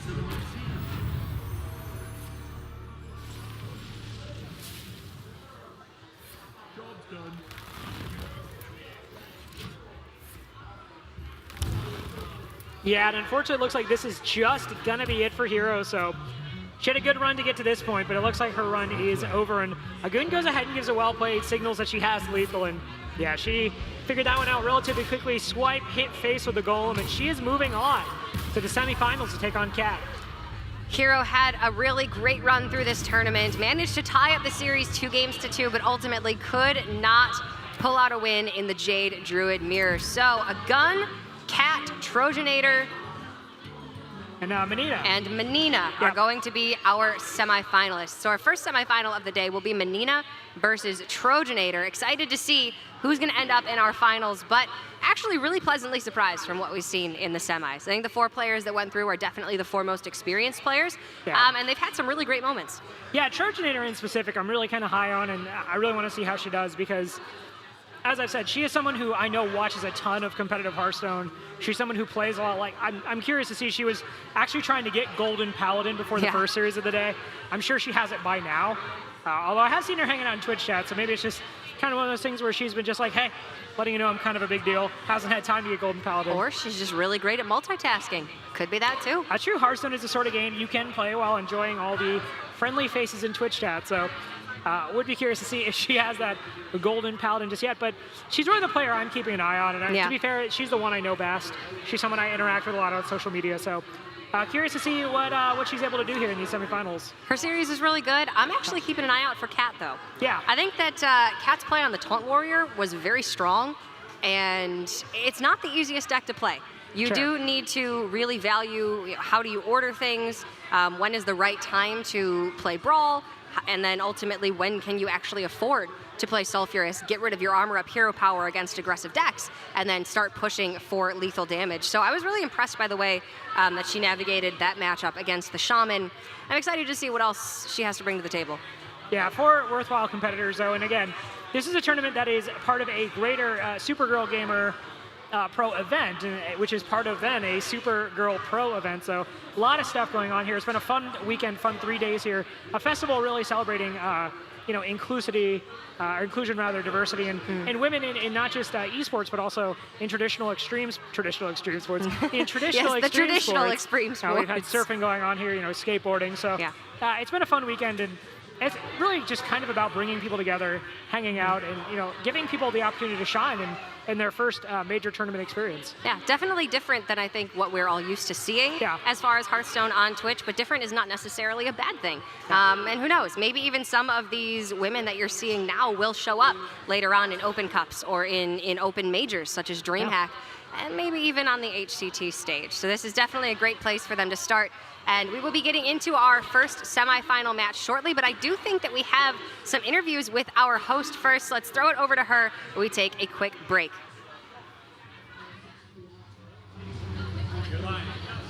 Hey guys, I am dancing here with one of the tournament directors for Supergirl Pro, getting our little dance moves out of the way.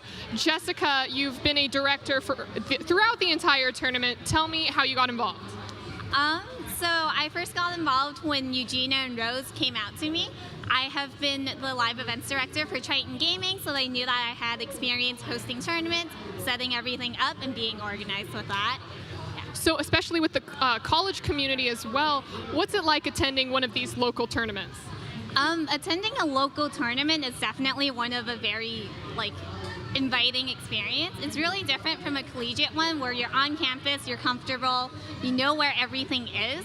Here, parking is hard to find. We're trying to find where our resources are, and we can't just call house managers whenever we have tech issues. You have to fix everything on yourself right away, and that's been a challenge, but we've made it through this far. Now, what does participating in this entire event mean to you? I mean, you're working with all of these amazing women, Eugenia Rose, awesome project managers, and just all of these women competing in general. Yeah, I think this is a great tournament just to have girls get involved with gaming. I know for a fact that girls play games throughout their entire lives, much like the Supergirl Surf Pro industry, where they're trying to empower women in action sports. I'm glad that they are now branching out to esports and empowering women in gaming too. Wonderful. Well, we heard about some of the obstacles that you've been facing, but can you tell me what was your greatest highlight throughout this event? I think definitely seeing the wide range of people that come out to these events and participating has been a really good blessing. It's very diverse. You see people that you would have never expected. I see old people who come out and they win a graphics card, and we explain to them about PC building and how you can get better resolution, better gameplay, and they're just in love with it. So are we going to see you on the stage next year? Ooh, I hope so. Halfway through running this tournament, I realized that maybe I should have declined and decided to enter the tournament instead, but I have no regrets at all. This has been a really great experience. Well, Jessica, thank you so much for all of the hard work that you and your team have put in. Everyone is out here enjoying this event, and I know these competitors are ready to break into the semifinals. We're coming up with those games next, right after this short break. Let's go.